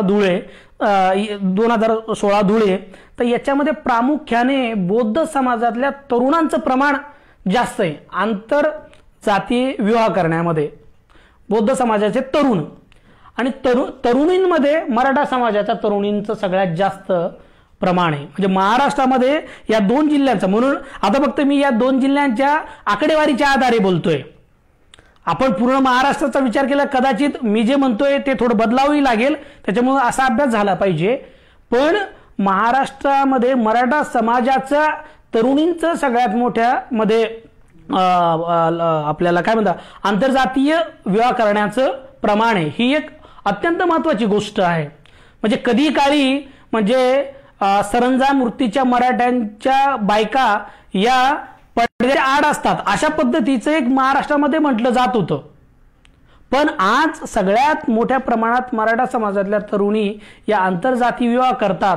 तर हे करण्यामागचं एक कुठलंच एक सामाजिक आणि आर्थिक स्थित्यंतर मराठा जातीमध्ये आणि मराठा समाजामध्ये घडतंय याचंही एक आपण विश्लेषण करणं गरजेचं आहे आणि ते समजून घेणं गरजेचं आहे. कारण आपल्याला याचा मी संबंध मराठा क्रांती मोर्चामध्ये मोठ्या प्रमाणात जे स्त्रियांचं प्रतिनिधित्व आणि मुलींचं प्रतिनिधित्व दिसलंय त्याच्याशी लावतो. म्हणजे सार्वजनिक क्षेत्रामध्ये स्त्रियांनी आणि मुलींनी येणे मोठ्या प्रमाणात, तर बऱ्याच लोकांनी मराठा क्रांती मोर्चाच्या विरोधी लोकांनी की बाबा हे मराठा पुरुषांचं कारस्थान आहे, पण मला याच्यामध्ये अजिबात कारस्थान वाटत नाही. हे कारस्थान नाहीये. म्हणजे याचा अर्थ असा की स्त्रिया विचार करत नाही आणि प्रत्येक जातींमधले पुरुष विचार करतात आणि बायकांना वापरतात असा एक हेतू आहे. तर हे नाहीये. तर स्त्रियांचा जर आपण अभ्यास केला तर त्याच्यामध्येही स्थित्यंतर आपल्याला घडतंय असं दिसेल. याच्यातलाच एक मुद्दा आहे घटस्फोटांचं प्रमाण. म्हणजे जसं कौटुंबिक जो क्रायसिस आहे त्याच्यामध्ये म्हणजे शेतीमधलं क्रायसिस, त्याच्यामध्ये मी तुम्हाला सांगितलं संयुक्त कुटुंब ग्रामीण भागामध्ये सुद्धा आता आपल्याला तुटताना दिसतंय. आणि नातेसंबंधांमध्ये जो क्रायसिस आहे म्हणजे संयुक्त कुटुंब तुटतंय, नातेसंबंधांमध्ये क्रायसिस आहे आणि यांच्यामध्ये घटस्फोट नावाचा प्रकार जो आहे तो आहे. आता घटस्फोटांचा जे प्रकार जो वाढतोय आणि त्याच्यामध्ये तुम्ही जर लोकांच्या जर कथा ऐकल्यात तर अनेक काही ठिकाणी सरसकट मुलींना विलन केलं जातं. म्हणजे सरसकट बाबा मुली शिकल्या त्याच्यामुळे ते आता बंधनात राहत नाहीत अशी एक सांगितलं जातं. दुसरं एक गोष्ट आहे की एकूणच जे सामाजिक संदर्भ कुटुंब व्यवस्थेचे ग्रामीण भागामध्ये बदलत आहेत त्याच्यामुळे हे होणारच आहे अशी वस्तुस्थिती दिसते. म्हणजे जणू आधी शहरांमध्ये बाबा विभक्त कुटुंब आणि आई वडील म्हातारे असतील ते वेगळ्या ठिकाणी राहतील आणि या पद्धतीचं शहरी एक आपल्याला दिसत होतं. पण आता ग्रामीण भागामध्ये सुद्धा घटस्फोटांचं प्रमाण आपल्याला वाढलेलं दिसतं. आणि जास्त मला याचा धक्क्याचं हे या कारणासाठी आहे कारण की लग्न झाल्यापासून तर 1 वर्षाच्या आत हे घटस्फोटांचं प्रमाण जास्त आहे.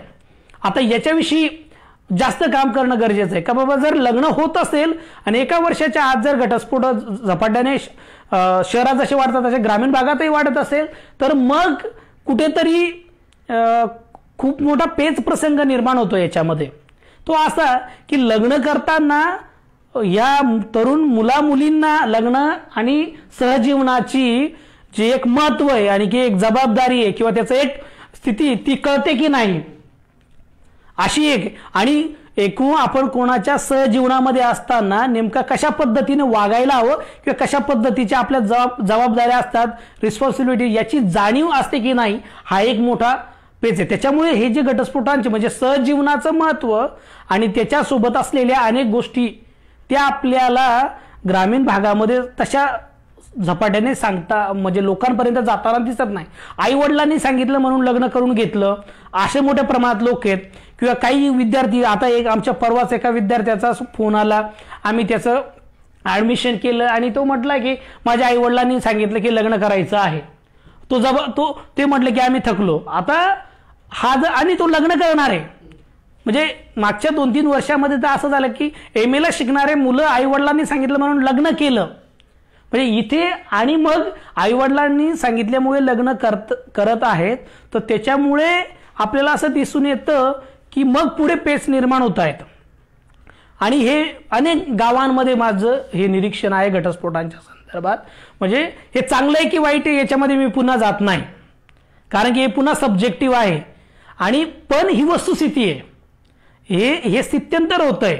म्हणजे कुटुंब रचना किंवा कुटुंब व्यवस्था नावाची गोष्ट जी आहे ती अशा स्थित्यंतरातनं जाते. आणि मग याचा त्रास जो आहे त्या कुटुंबातल्या आई वडिलांना, जे विवाहित नवरा नवरी तिच्या आई वडिलांना सगळ्यांनाच हा त्रास आहे. आणि त्याच्यामुळेच जे एक चर्चा आणि संवाद आणि समजून घेण्याचा जो एक प्रकार जो असतो तो आपल्याला दिसत नाही. आणि मला नेहमी वाटतं की हे स्थित्यंतर होत असल्यामुळे हे कशा पद्धतीने समजून घ्यावं आणि याच्यावर कसा मार्ग काढावा हा पेच प्रसंग मला वाटतो. येणाऱ्या काळामध्ये याविषयी बऱ्यापैकी काम करणं खूप गरजेचं आहे असं माझं मत झालेलं आहे. तिसरा मुद्दा आहे की जो सामाजिक सांस्कृतिक आणि आर्थिक परिस्थिती जी आहे ग्रामीण महाराष्ट्राची, त्याच्यामध्ये मी सुरुवातीला सांगितलं होतं की आता गावांमध्ये तुम्हाला तशा डायरेक्ट जात पंचायती दिसत नाहीत, पण गावांमध्ये जातींच्या संघटना वाढलेल्या आहेत. अनेक जातींच्या तरुणांचे ग्रुप्स बनतात, मंडळं बनतात आणि त्या जातींच्या संघटना, ग्रुप्स, मंडळ याच्या माध्यमातून एक सामाजिक आणि एक राजकीय बांधणी केली जाते. काही 20-1 वर्षापूर्वी मंडळ, ग्रुप हे शहरी प्रकार होता. शहरांमध्ये मंडळ स्थापन जातात. गणपती मंडळ हे मी ज्यावेळेस लहान होतो म्हणजे 2005-06 पर्यंत 10वी होतो तोपर्यंत आमच्या गावामध्ये अशी तरुणांची मंडळं नसायची किंवा तरुणांचे ग्रुप्स नसायचे. आता झपाट्याने आपल्याला मंडळ, ग्रुप्स हे दिसतात आणि त्याच्यातनं आपल्याला सामाजिक राजकीय बांधणी केली जाते. आणि ह्या सगळ्या ज्या सामाजिक राजकीय बांधणी आहे ते निवडणुकांमध्ये वेगळ्या पद्धतीने वापरली जाते. हा मुद्दा अत्यंत महत्त्वाचा आहे. एक पुन्हा माझं निरीक्षण आहे, गरिबी, दारिद्र्य रेषा आणि मूलभूत गरजा ज्यांना आपण म्हणतो. गरिबी कशाला म्हणायचं आणि आपली जी दारिद्र्य रेषा आहे जिला ठरवलं BPL आणि एक मूलभूत गरजा, तर यांची ग्रामीण भागामध्ये पुनर्व्याख्या करणं गरजेचं आहे. नाहीतर एक कसं आहे, फॉर एक्झाम्पल 10 वर्षांपूर्वी किंवा जास्तीत जास्त 5 वर्षांपूर्वी प्रत्येक घरामध्ये गाडी नसायची, TV नसायची, गॅस नसायचा, 10-15 हजाराचा मोबाईल नसायचा. आता जे BPL कार्ड आहे, जे रेशन घेतात, गरीब आहेत सर्वसामान्य, त्याही लोकांकडे आपण त्याला गॅस दिसतो, कलर TV दिसते, त्याच्यानंतर 10-12 हजाराचा मोबाईल दिसतो. म्हणजे 200-300 रुपये महिन्याला त्याचा खर्च पण आहे.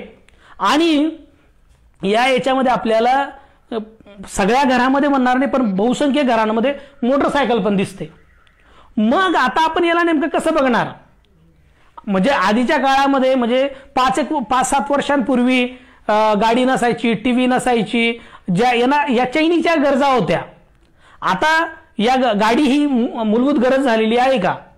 डेव्हिड हार्वे नावाचे जे एक मार्क्सवादी अर्थतज्ञ जिओग्राफर आहेत, त्यांनी गाडी संदर्भात खूप इंटरेस्टिंग मुद्दा मांडलेला आहे, मोटरसायकल.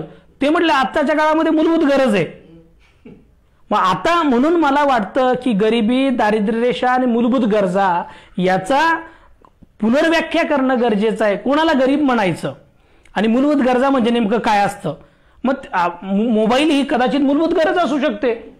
त्याच्यामुळे त्याच्यामुळे आपल्याला जे आता सध्या मोबाईल आणि त्याच्यासाठी बिल आणि त्याच्यावरही विचार करावा लागेल. व्हॉट्सअपच्या निमित्तानं जे प्रायव्हसीचा जो मुद्दा आला त्यालाही आपल्याला चर्चा करावं लागेल. मूलभूत कारण की व्हॉट्सअप हे फेसबुकपेक्षा व्हॉट्सअप हे ग्रामीण महाराष्ट्रामध्ये अनेक याच्यासाठी झपाट्याने वापरलं जातं. कारण की लिहिण्यापेक्षा फक्त व्हिडिओज आणि हे सर्क्युलर करणं हा प्रमाण जास्त आहे. माझ्या गावाचं माझं निरीक्षण आहे. हे इतर गावांमध्ये मी बघितलं नाही, पण माझ्या गावांमध्ये मोठ्या प्रमाणातले जे तरुण आहेत फेसबुकवर खूप कमी ऍक्टिव्ह असतात, पण व्हॉट्सअप ग्रुप खूप आहेत. आणि व्हॉट्सअप ग्रुपमध्ये जे व्हिडिओज मग इथे लिहिणं आणि वाचनापेक्षा फक्त व्हिज्युअल आणि ऑडिओ याचा परिणाम जास्त होताना आपल्याला दिसतो. हे मला गावांच्या याच्यामध्ये दिसलेलं आहे. आता बेरोजगारीचाही प्रश्न जो आहे गावामधला तो अत्यंत तीव्र झालेला आहे.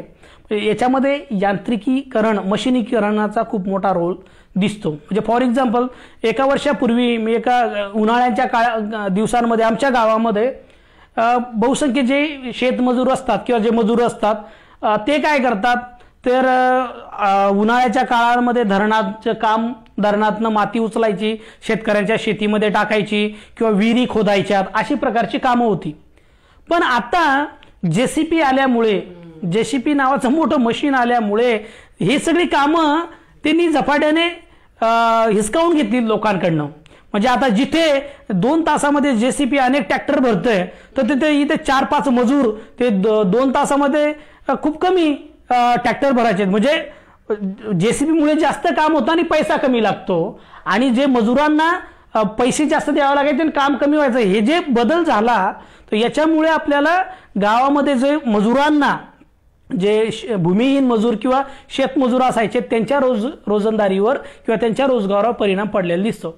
दुसरं शेतीमध्ये वेगवेगळे जे यंत्र आता शेतकरी वापरतो त्या यंत्रांमुळे सुद्धा आपल्याला शेतमजुरांचे आपल्याला रोजगार गेलेले दिसतात. आता हे ज्या गावांमध्ये प्रामुख्यानं शेतमजूर असतात त्या गावांची स्थिती आहे.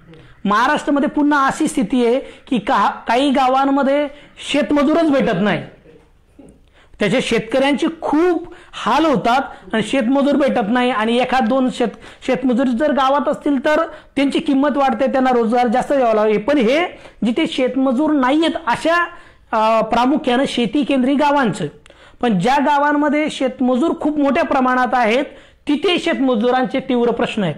आणि मग गावातल्या शेतीमध्ये काम करण्यापेक्षा शहरामध्ये काम करणं आणि तिथे मिळणारा मोबदला आणि दररोजचा मिळणारा पैसा आणि सोबतच शहरी वातावरण, मुलांचं शिक्षण आणि सोबतच टीव्ही आणि तंत्रज्ञान याच्यामुळे झालेला एक सांस्कृतिक बदल, त्याच्यामुळे ग्रामीण शेतमजुरांचं स्थलांतर होऊन शहरी कामगारामध्ये होणारं रूपांतर आपल्याला दिसतंय. आणि ग्रामीण शेतमजूर म्हणून राबण्यापेक्षा शहरी कामगार झालं तर याच्यामध्ये जर गावातल्या शेतमजुरांना आपलं भविष्य दिसत असेल तर मग आपल्याला तिथे जो कामाचा आणि बेरोजगारीचा प्रश्न तो जास्त तीव्र दिसतो.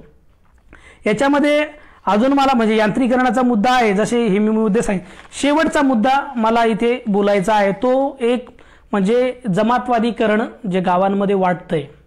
दुसरं जातीय ध्रुवीकरण आणि एक व्यसनाधीनता. तर पहिला मुद्दा जमातवादीकरणाचा आहे. म्हणजे प्रामुख्यानं जमातवादाविषयी अभ्यास करणारे जी मंडळी आहेत, देशी विदेशी अभ्यासक आहेत, तर त्यांचं म्हणणं असं होतं की जमातवाद हा अर्बन फिनोमिना आहे.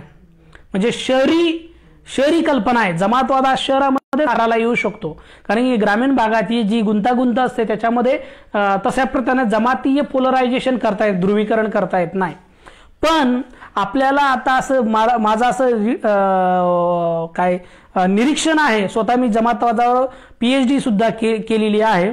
तर जमातवादाचं प्रादेशिकरण, जमातवादाचा ग्रामीण विस्तार झालेला आहे आणि तो ग्रामीण विस्तार आपल्याला म्हणजे मंदिर मस्जिदीच्या भांडणांमध्ये, त्याच्यानंतर आपल्याला वेगवेगळ्या बुवा बाबूंच्या ज्या बैठका होत आहेत, आध्यात्मिक बुवा बाबूंच्या बैठका, त्या बैठकांच्या माध्यमातून आता या आध्यात्मिक बुवा बाबूंच्या बैठका आणि पारंपरिक वारकरी कीर्तन परंपरा याच्यामध्ये फरक आहे.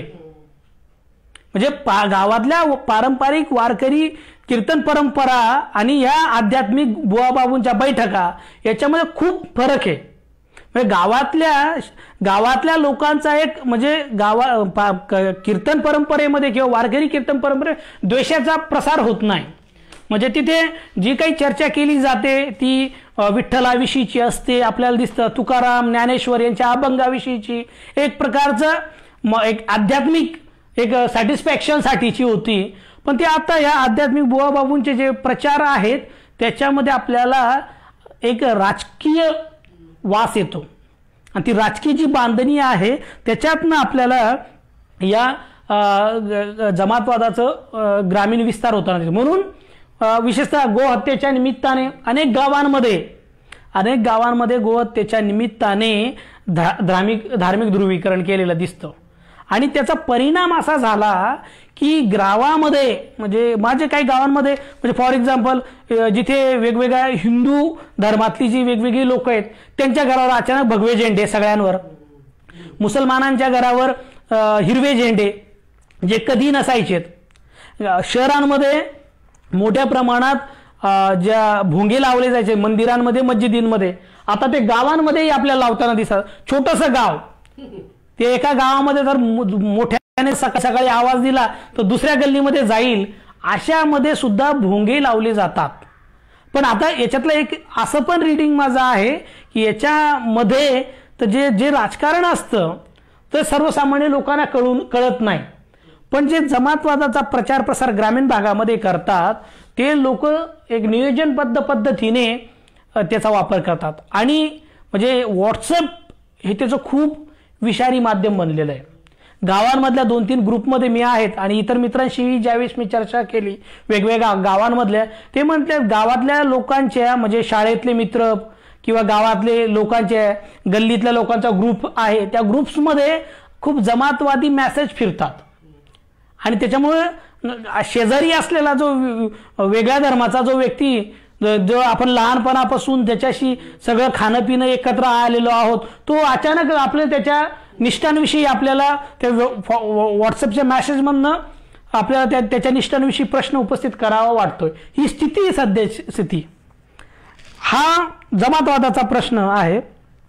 दुसरा आहे की जातीय ध्रुवीकरणाचा. ते मागच्या 3-4 वर्षामध्ये विशेषतः मराठा आणि धनगर या 2 जातींमध्ये बऱ्यापैकी ध्रुवीकरण झालं होतं. आणि त्याचं आता सध्या जे ग्रामपंचायतींचे जे इलेक्शन झालेत त्या इलेक्शन्समध्ये काही मित्रांशी मी बोलल्यानंतर गावामध्ये अक्षरशः 2 तट पडलेत आणि ते जातीनुसार अख्खी जात एक ग्रामपंचायतीच्या म्हणजे ते लोकशाही निवडणुका आहेत का जातींच्या निवडणुका हा प्रश्न पडलेला दिसतो. हे मराठा धनगर तसंच मराठा विरुद्ध नवबौद्ध हा सुद्धा आपल्याला मागच्या 3-4 वर्षामध्ये हा संघर्ष आपल्याला वाढलेला दिसतो. आणि याच्यामध्ये म्हणजे मग तुम्ही आता कोपर्डीचं उदाहरण घ्या किंवा पुण्यामध्ये आपल्याला पिंपरी चिंचवडमध्ये एका बौद्ध तरुणाची जी हत्या झाली होती ती घ्या किंवा असे 2-3 जे उदाहरण. तर याच्यामध्ये काय झालं की सोशल मीडियाने सुद्धा हा जातीय द्वेष पसरवण्याचा मोठा रोल केलेला आहे. आणि या जातींमध्ये ज्या एककल्ली विचार करणाऱ्या ज्या संघटना आहेत त्या संघटनेंनी सुद्धा हा मुद्दा स्वतःचा विस्तार करण्यासाठी म्हणजे जातींच्या संघटना जातीचा मुद्दा जातीचे प्रश्न सोडवण्यासाठी नाही तर स्वतःच्या संघटनेचा विस्तार करण्यासाठी सुद्धा वापरतात. म्हणून आपल्याला दिसतंय एखादी अन्याय अत्याचाराची घटना घडली किंवा एखाद्या काही सामाजिक तणावाची तेढ्याची घटना घडली तर आपल्याला लगेच एखादा नेता उदयाला आलेला दिसतो, एखादी संघटना उदयाला आलेली दिसते आणि मग तो पुढच्या काळात पुढच्या 5 वर्षामध्ये त्याचं एक राजकीय सेटलमेंट कुठेतरी होतं. म्हणून या जातींच्या जे ध्रुवीकरण होत आहेत आणि त्या ध्रुवीकरणामध्ये तणाव निर्मिती होते तिचा वापर आपल्याला गावांमध्ये द्वेष वाढण्यासाठी होतो असं माझं एक निरीक्षण. आता मी फक्त उदाहरण म्हणून मराठा आणि नवबौद्ध आणि मराठा आणि धनगर हे सांगितलं कारण की याची असे गावांमध्ये वेगवेगळ्या ठिकाणी चर्चा आहे. म्हणजे एखाद्या गावामध्ये जर वंजारी समाज जर जास्त संख्येने असेल तर उर्वरित सगळ्या जातींचे लोक एका बाजूला येतात आणि कारण की बहुसंख्या असेल जी जात ज्या गावामध्ये बहुसंख्या असेल तर ते इतरांवर डॉमिनेट म्हणजे वर्चस्व करते. त्याच्यामुळे इतर जातीचे सगळी लोक एकत्र येतात आणि त्यांच्यावर ते वेगळ्या प्रकारचं प्रतिरोध करण्याचा प्रयत्न करतात. त्याच्यामुळे जातीय ध्रुवीकरण गावांमध्ये वाढतंय. आता याचा अर्थ असा की गावांमध्ये आधी जातीय ध्रुवीकरण म्हणजे जातीय तणाव तेढ नसायची होती. जाती व्यवस्था आहे म्हणजे जातीय तणाव जातीय तेढ आहेत. जातीय म्हणजे काही तिथे समता नाही, भेदभाव आहेत, एकमेकांना दुय्यम समजणं, एकमेकांच्या जातींवरनं स्वीकार करणं आणि जातींवरनं म्हणजे अपमान करणं ही स्थिती होती. पण म्हणजे 7-8 वर्षांपूर्वी जी घटना होती तीच आता याच्यामध्ये क्वालिटेटिव्ह फरक झालेला आहे. कशा पद्धतीने म्हणजे याच्याविषयी अभ्यासकांचं हिंसेविषयी म्हणजे काही गावांमध्ये आधी ज्या हिंसा व्हायच्यात त्या हिंसेपेक्षा आता होणाऱ्या हिंसा भयानक आहेत. फॉर एक्झाम्पल दलित हत्याकांडांच्या संदर्भात तर आधी म्हणजे कुठे जर समजा मारझोड व्हायची, बलात्कार झाला तर त्या स्त्रीला जिवंत सोडलं जायचं. आता मारझोड होते आणि विकृत पद्धतीने तिच्या स्त्रीदेहाशी विटंबना केली जाते आणि मारूनही टाकलं जातं.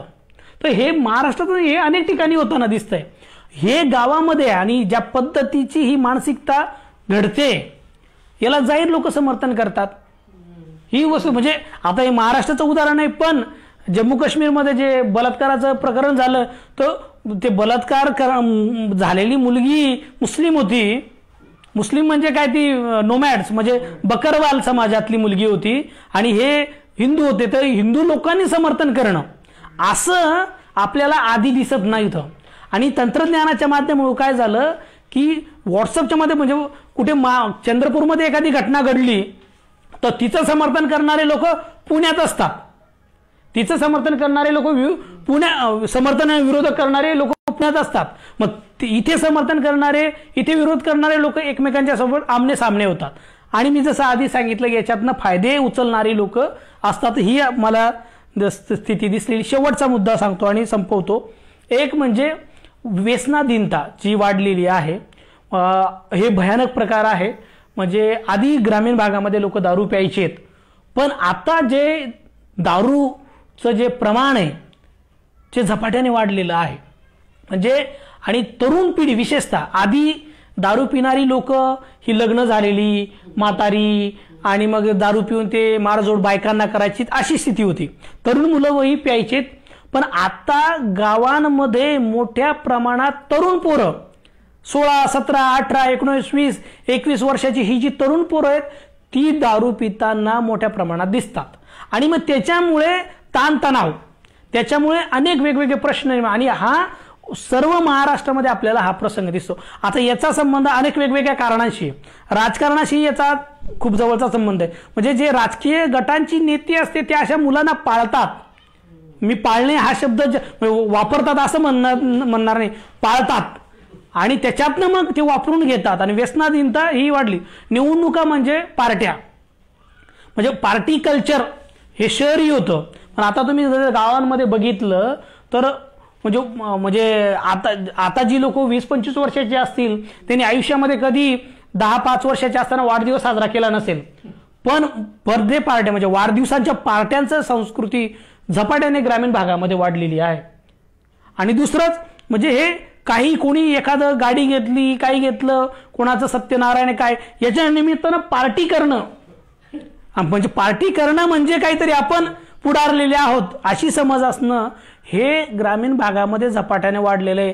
आणि या पार्ट्यांमध्ये असं होतं, अनेक मुलं अतिरेकी दारू पितात, दारू पिण्यामुळे मारझोड होतात आणि काही गावांमध्ये या पार्ट्यांमुळे हत्या सुद्धा झालेल्या आहेत. ही सगळी स्थिती आपल्याला ग्रामीण भागामध्ये आपल्याला दिसते. आणि याच्यामुळे तरुणांमधली जी एक सामाजिक कोंडी आहे म्हणजे आणि ती जी सामाजिक कोंडी आहे ती कशाही अर्थानं फुटू शकते.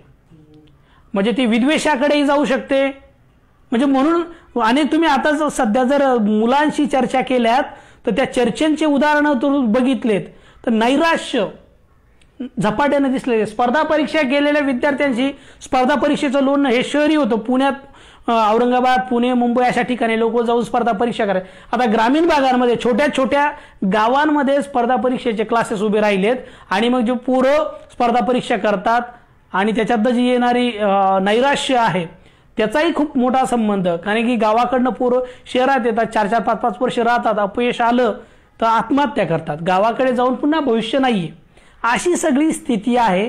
या स्थितीवर आज उत्तरं माझ्याकडे नाही आहेत, ते आपल्या समाजात कोणाकडेही नसतील असं माझं पहिल्यांदा. म्हणून मला असं वाटतं की आज जे आपलं जे स्थित्यंतर होतंय त्या स्थित्यंतराचा सामाजिक राजकीय चळवळीत काम करणाऱ्या कार्यकर्त्यांनी अभ्यास करणं गरजेचं आहे. आणि शासनाने ग्रामविकासाचं जे धोरण आहे ते शहरी पूर्वग्रहातनं बाहेर काढून खऱ्या अर्थानं ग्रामविकासाचं किंवा ग्राम जीवन समजून घेण्यासाठी ते वापरायला पाहिजे असं मला वाटतं. धन्यवाद.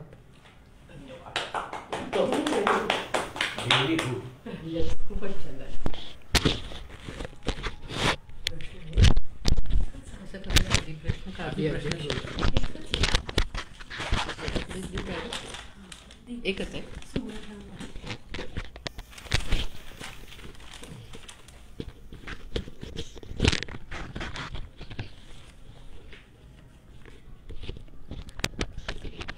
अच्छा, सुवर्णा मोरेंनी प्रश्न केलेला आहे की अल्पवयीन मुलींचे लग्न हा मुद्दा फक्त ग्रामीण कुटुंबांच्या चिंता आणि जबाबदारी मुक्तता यामधील समस्या वाटते की आपल्याला अजून काही चौकटी असू शकतात असे काही असेल का? मला बरोबर आहे, हा महत्त्वाचा प्रश्न आहे. कारण की तो फक्त चिंता आणि जबाबदारी एवढा तो मुद्दा नाही आहे, त्याला अनेक अंग आहेत. आता बऱ्याच वेळेस मी म्हणजे ग्रामीण भागामध्ये असे जे अल्पवयीन मुलींचे जे विवाह झाले त्यांच्या आईंशी बोललो. कदाचित मी पुरुष असल्यामुळे मला अजून काही गोष्टी त्यांनी सांगितल्या नसाव्यात. आणि बरोबर आहे, स्त्रियांच्या प्रश्न समजून घेताना पुरुषांना अनेक मर्यादा येतात. तर मला नेहमी त्याच्यामुळेच मला असं वाटतं की या प्रश्नाविषयी स्त्री अभ्यासाच्या क्षेत्रामध्ये काम करणाऱ्या अभ्यासकांनी खूप गंभीरपणे काम करणं खूप गरजेचं. कारण की हा खूप तीव्र प्रश्न आहे. आणि म्हणजे त्याच्यामुळे होतं असं की अशा एक दोन मुलींशी मी ज्यावेळेस चर्चाही केली ज्यांचे लग्न झालेत, तर त्या मुलींच्या इच्छेच्या विरोधात ही लग्न होतात. म्हणजे त्या असं नाही की बाबा आईवडिलांनी सांगितलं म्हणजे त्या मुलीला की आनंदाने आईने सांगितलं लग्न कर. त्या मुलींना शिकायचं असतं, त्या मुलींचेही स्वप्न असतात आणि ते सगळं त्या आईवडिलांच्या प्रेशरमुळे किंवा याच्यामुळे ते त्या सगळ्या मुलींचं लग्न करून टाकतात. आणि पुढे नंतर त्यांच्या आरोग्याचे प्रश्न आणि एकूण जे प्रश्न होतात ते भयानक असतात.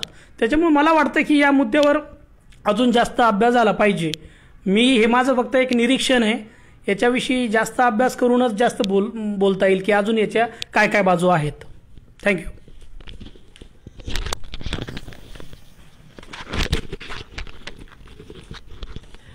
मस्त, एकदम सुंदर झालं, खूपच छान झालं. आणि मगाशी तुझी ओळख सांगताना जे राहिलं होतं की सावित्रीबाई फुले विद्यापीठात असिस्टंट प्रोफेसर आहेस इतिहासाचा, ते एकदा अधोरेखित झालेलं आहे की प्राध्यापकांनी एकदम 1 तास बेधडक लेक्चर दिलेलं आहे. अध्यक्ष थोडेसे इकडे तिकडे बघत होते, त्यांना म्हटलं बोलू द्या, चांगलं बोलतोय. त्याच्यामुळे खरोखरच खूप छान झालेलं आहे तुझं व्याख्यान. आणि मला असं वाटतं याच्यातून खूप चांगले प्रश्न पण उपस्थित होत आहेत. आणि आपण हे व्याख्यान मिळून साऱ्या जणीमध्ये लेखाच्या स्वरूपात घेऊया, म्हणजे त्याच्यावरनं चांगली चर्चा होईल. आता मी अध्यक्षांकडे वळते. आपले अध्यक्ष आनंद करंदीकर आहेत. हे मगाशी मी म्हटलं तसं आंतरराष्ट्रीय ख्यातीचे अभ्यासक आहेत. त्यांचा शिक्षणाचा आलेख असा उंच उंच होणार आहे. म्हणजे ते मुंबईच्या IIT पवई म्हणायचं का मुंबई म्हणायचं, तिथून ते इंजिनियर झालेले आहेत. मग IIM कलकत्ता इथून त्यांनी व्यवस्थापनशास्त्रात पदव्युत्तर शिक्षण घेतलेलं आहे. ते मला वाटतं गोल्ड मेडलिस्ट वगैरे असू शकतात. त्यांनी ते ओळखीत सांगितलेलं नाहीत, पण ते असावेत असा माझा समज आहे. आणि शेवटी त्यांनी PhD पुणे विद्यापीठात केलेली आहे. आणि मुख्य म्हणजे ते तरुणपणापासून सामाजिक कामामध्ये आहेत. म्हणजे युक्रांपासून कामाला सुरुवात केली. उदगीरमध्ये 2 वर्ष ते पूर्णवेळ सामाजिक कार्यकर्ते होते. सामाजिक काम करत असताना तरुणांना रोजगार मिळावा म्हणून त्यांनी सत्याग्रह केला. त्याच्यात त्यांना 15 दिवस कारावास झाला. नंतर आदिवासींना सुद्धा जमिनी मिळाव्या म्हणून सत्याग्रह केला. त्याच्यामध्ये सुद्धा 15 दिवस त्याला कारावास झाला. आणि इथे विद्याताई स्मृतींचं आपलं चाललं आहे म्हणून मला आनंद तुला एक विद्याताईंची आठवण सांगावीशी वाटते की विद्याताईंनी खूप सामाजिक काम केलं पण त्यांना कधी कारावास झाला नाही. त्याच्यामुळे त्या सतत म्हणायच्या की गीताली माझी जरा ही एक इच्छा राहिलेली आहे की कुठेतरी सत्याग्रह करत असताना कारावासात जायला पाहिजे. तर ती एक गमतीची गोष्ट म्हणून सांगते. दुसरं म्हणजे मेट्रिक म्हणून कंपनी स्थापन केली, ज्याच्यात सामाजिक संशोधन होतं. त्याची स्थापना, उभारणी असं काय काय केलं. त्याच्यामध्ये भारतात जी बौद्धिक संपदा विकसित झाली ती 40 देशाहून अधिक देशांमध्ये वापरली जाते आणि म्हणूनही मी त्याला आंतरराष्ट्रीय ख्यातीचं असं म्हटलेलं आहे. आणि मुख्य म्हणजे आत्ताच्या याच्यात जे बोलायचं ते आपण तरुणांविषयी बोलतोय. याचं काम एवढं जोरात आहे की तू किती 72 वर्षाचा आहे का 73 वर्षाचा, तरुणच आहे, म्हणजे तरुणच आहे असं म्हणून तो आपला अध्यक्ष आहे. महत्त्वाचं आत्ताचं त्याचं काम म्हणजे त्यांनी विचारवेध संमेलनाचं पुनरुज्जीवन बाकीच्या सगळ्या सहकाऱ्यांबरोबर केलेलं आहे आणि विचारवेधनीच आत्ता आपल्याला हे प्रायोजित केलेलं आहे. गौरव, पुन्हा एकदा तुझे मी मनापासून आभार मानणार आहे, कारण खूपच आज धावाधाव झाली आमची काही तांत्रिक याच्यासाठी म्हणून. दिस नाही एकदा, दिस ना गौरव नाही, जे गौरव हा तरुण कार्यकर्ता आहे. खाली बस, दिसलेला विचारवेधचा हा तरुण कार्यकर्ता आहे आणि हा दरवेळेला आम्हाला रेकॉर्डिंगला अगदी मनापासून मदत करत असतो. त्याच्यामुळे विचारवेध संमेलनाविषयी आपल्या अध्यक्षांनी थोडंसं सांगितलं तरी आपल्याला हरकत नाहीये. आता त्यांनी अध्यक्षीय समारोप करावा असं मी त्यांना विनंती करते.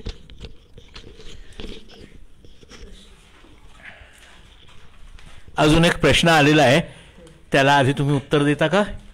हां,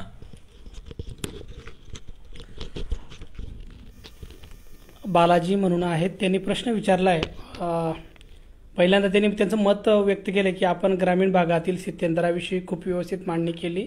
थँक्यू बालाजी. ग्रामीण भागातील युवकांमध्ये वाढत जाणारे नैराश्य याविषयी थोडी व्यवस्थित मांडणी करता येईल का?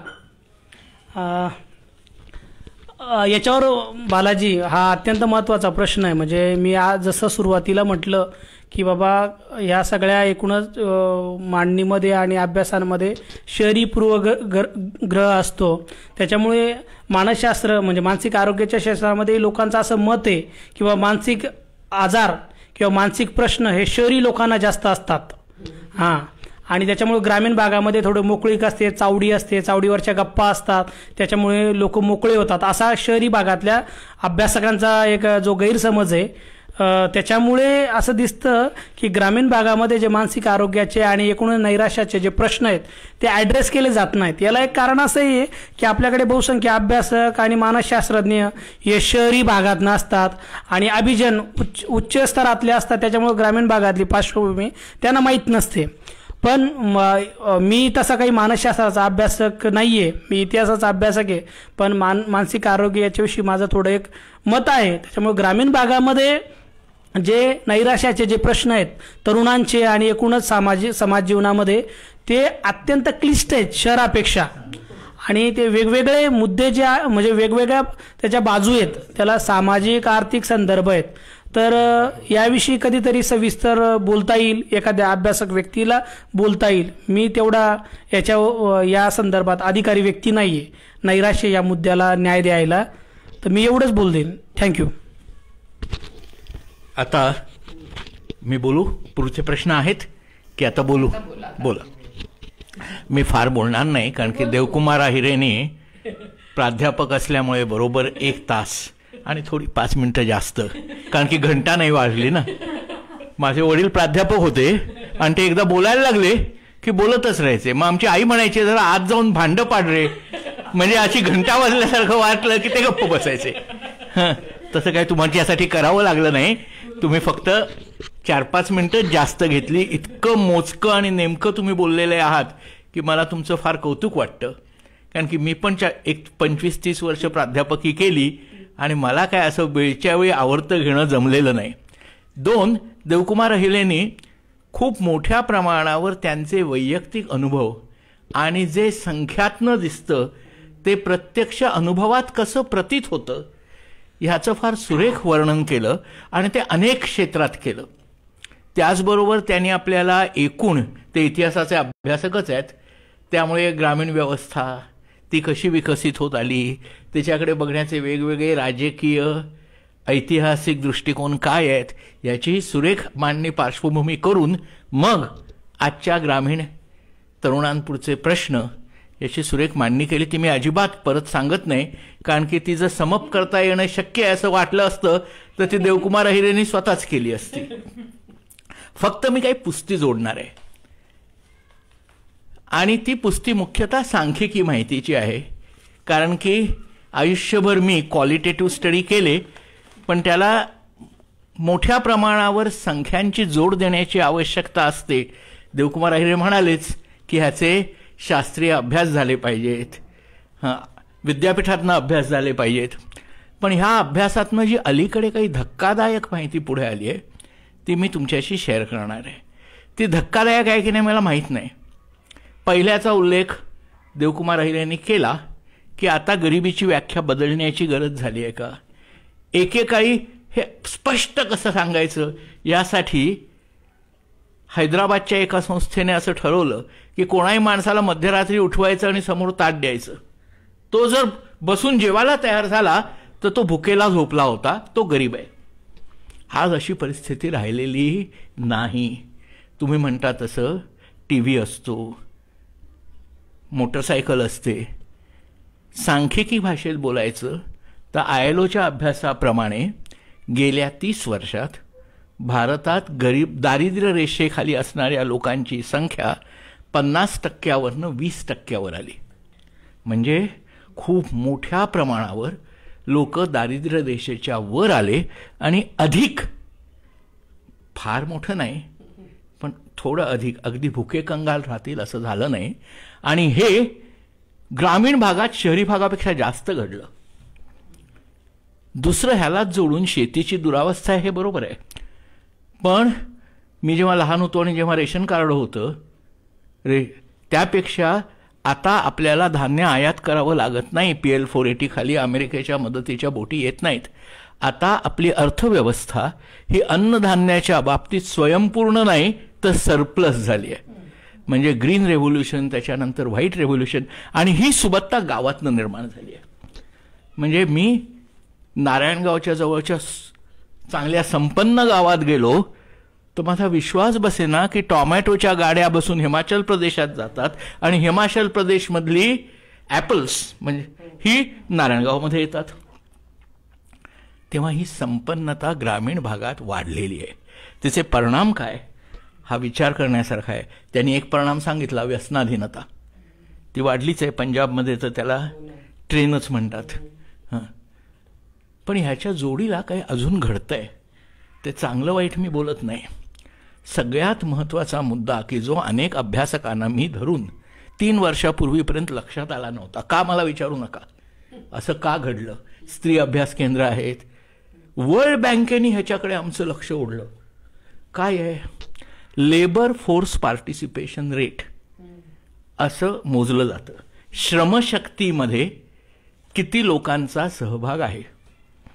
म्हणजे ज्यांना काम करायची इच्छा आहे, जे काम करतायत किंवा जे काम शोधतायत अशांची एक गोळाबेरीज करायची. आणि मग जे काम करण्याच्या वयोगटात आहेत तो वयोगट काही 15 ते 60 म्हणतात, काही 16 ते 64 म्हणतात. त्याच्यातनं आजारी असलेले लोक सोडायचे, इन्स्टिट्यूशन्समध्ये असलेले लोक सोडायचे, म्हणजे तुरुंगात असलं तर सोडून द्यायचं. पण अशा उरलेल्या पॉप्युलेशन ज्यांना श्रम करता येणं शक्य आहे त्यातले खरोखर किती लोक रोजगार तरी करतायत किंवा रोजगार तरी शोधतायत, ह्यांचं जर तुम्ही प्रपोर्शन पाहिलं तर धक्कादायक माहिती आहे. खाऊजा धोरण म्हणजे खाजगीकरण, उदारीकरण आणि जागतिकीकरण हे 1990 नंतर सुरू झालं. ते पूर्वीच्या काँग्रेस सरकारने राबवलं, मग भाजपच्या वाजपेयी सरकारने राबवलं, मग परत काँग्रेसने राबवलं आणि आता परत मोदी सरकार राबवत आहे. ह्या सगळ्या कालखंडात लेबर फोर्स पार्टिसिपेशन रेट हा भारतात वेगाने कमी होतोय.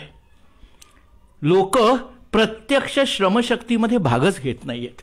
आणि सगळ्यात वाईट भाग असा की सगळ्यात मोठा डाऊनफॉल हा ग्रामीण भागातल्या स्त्रियांमध्ये आहे. एकेकाळी म्हणजे 90 साली ग्रामीण भागातल्या 50% स्त्रिया या श्रमशक्तीत सहभागी होत होत्या. ते प्रमाण आता 20 ते 25% आहे. प्रदेशाप्रमाणे वेगवेगळं आहे पण भारतभर आहे. 2 कोटी स्त्रिया, ग्रामीण स्त्रिया, शहरातल्याही स्त्रिया रोजगारातनं बाहेर पडल्या. त्या बाहेर पडल्या की बाहेर टाकल्या गेल्या की बाहेर काढल्या गेल्या हे तुम्ही कसं बघता ह्याच्यावर आहे. पण एवढ्या मोठ्या प्रमाणावर ग्रामीण स्त्रिया ह्या रोजगारातून बाहेर पडल्या. त्याचा अजून एक प्रचंड चमत्कारिक कोरिलेशन आहे.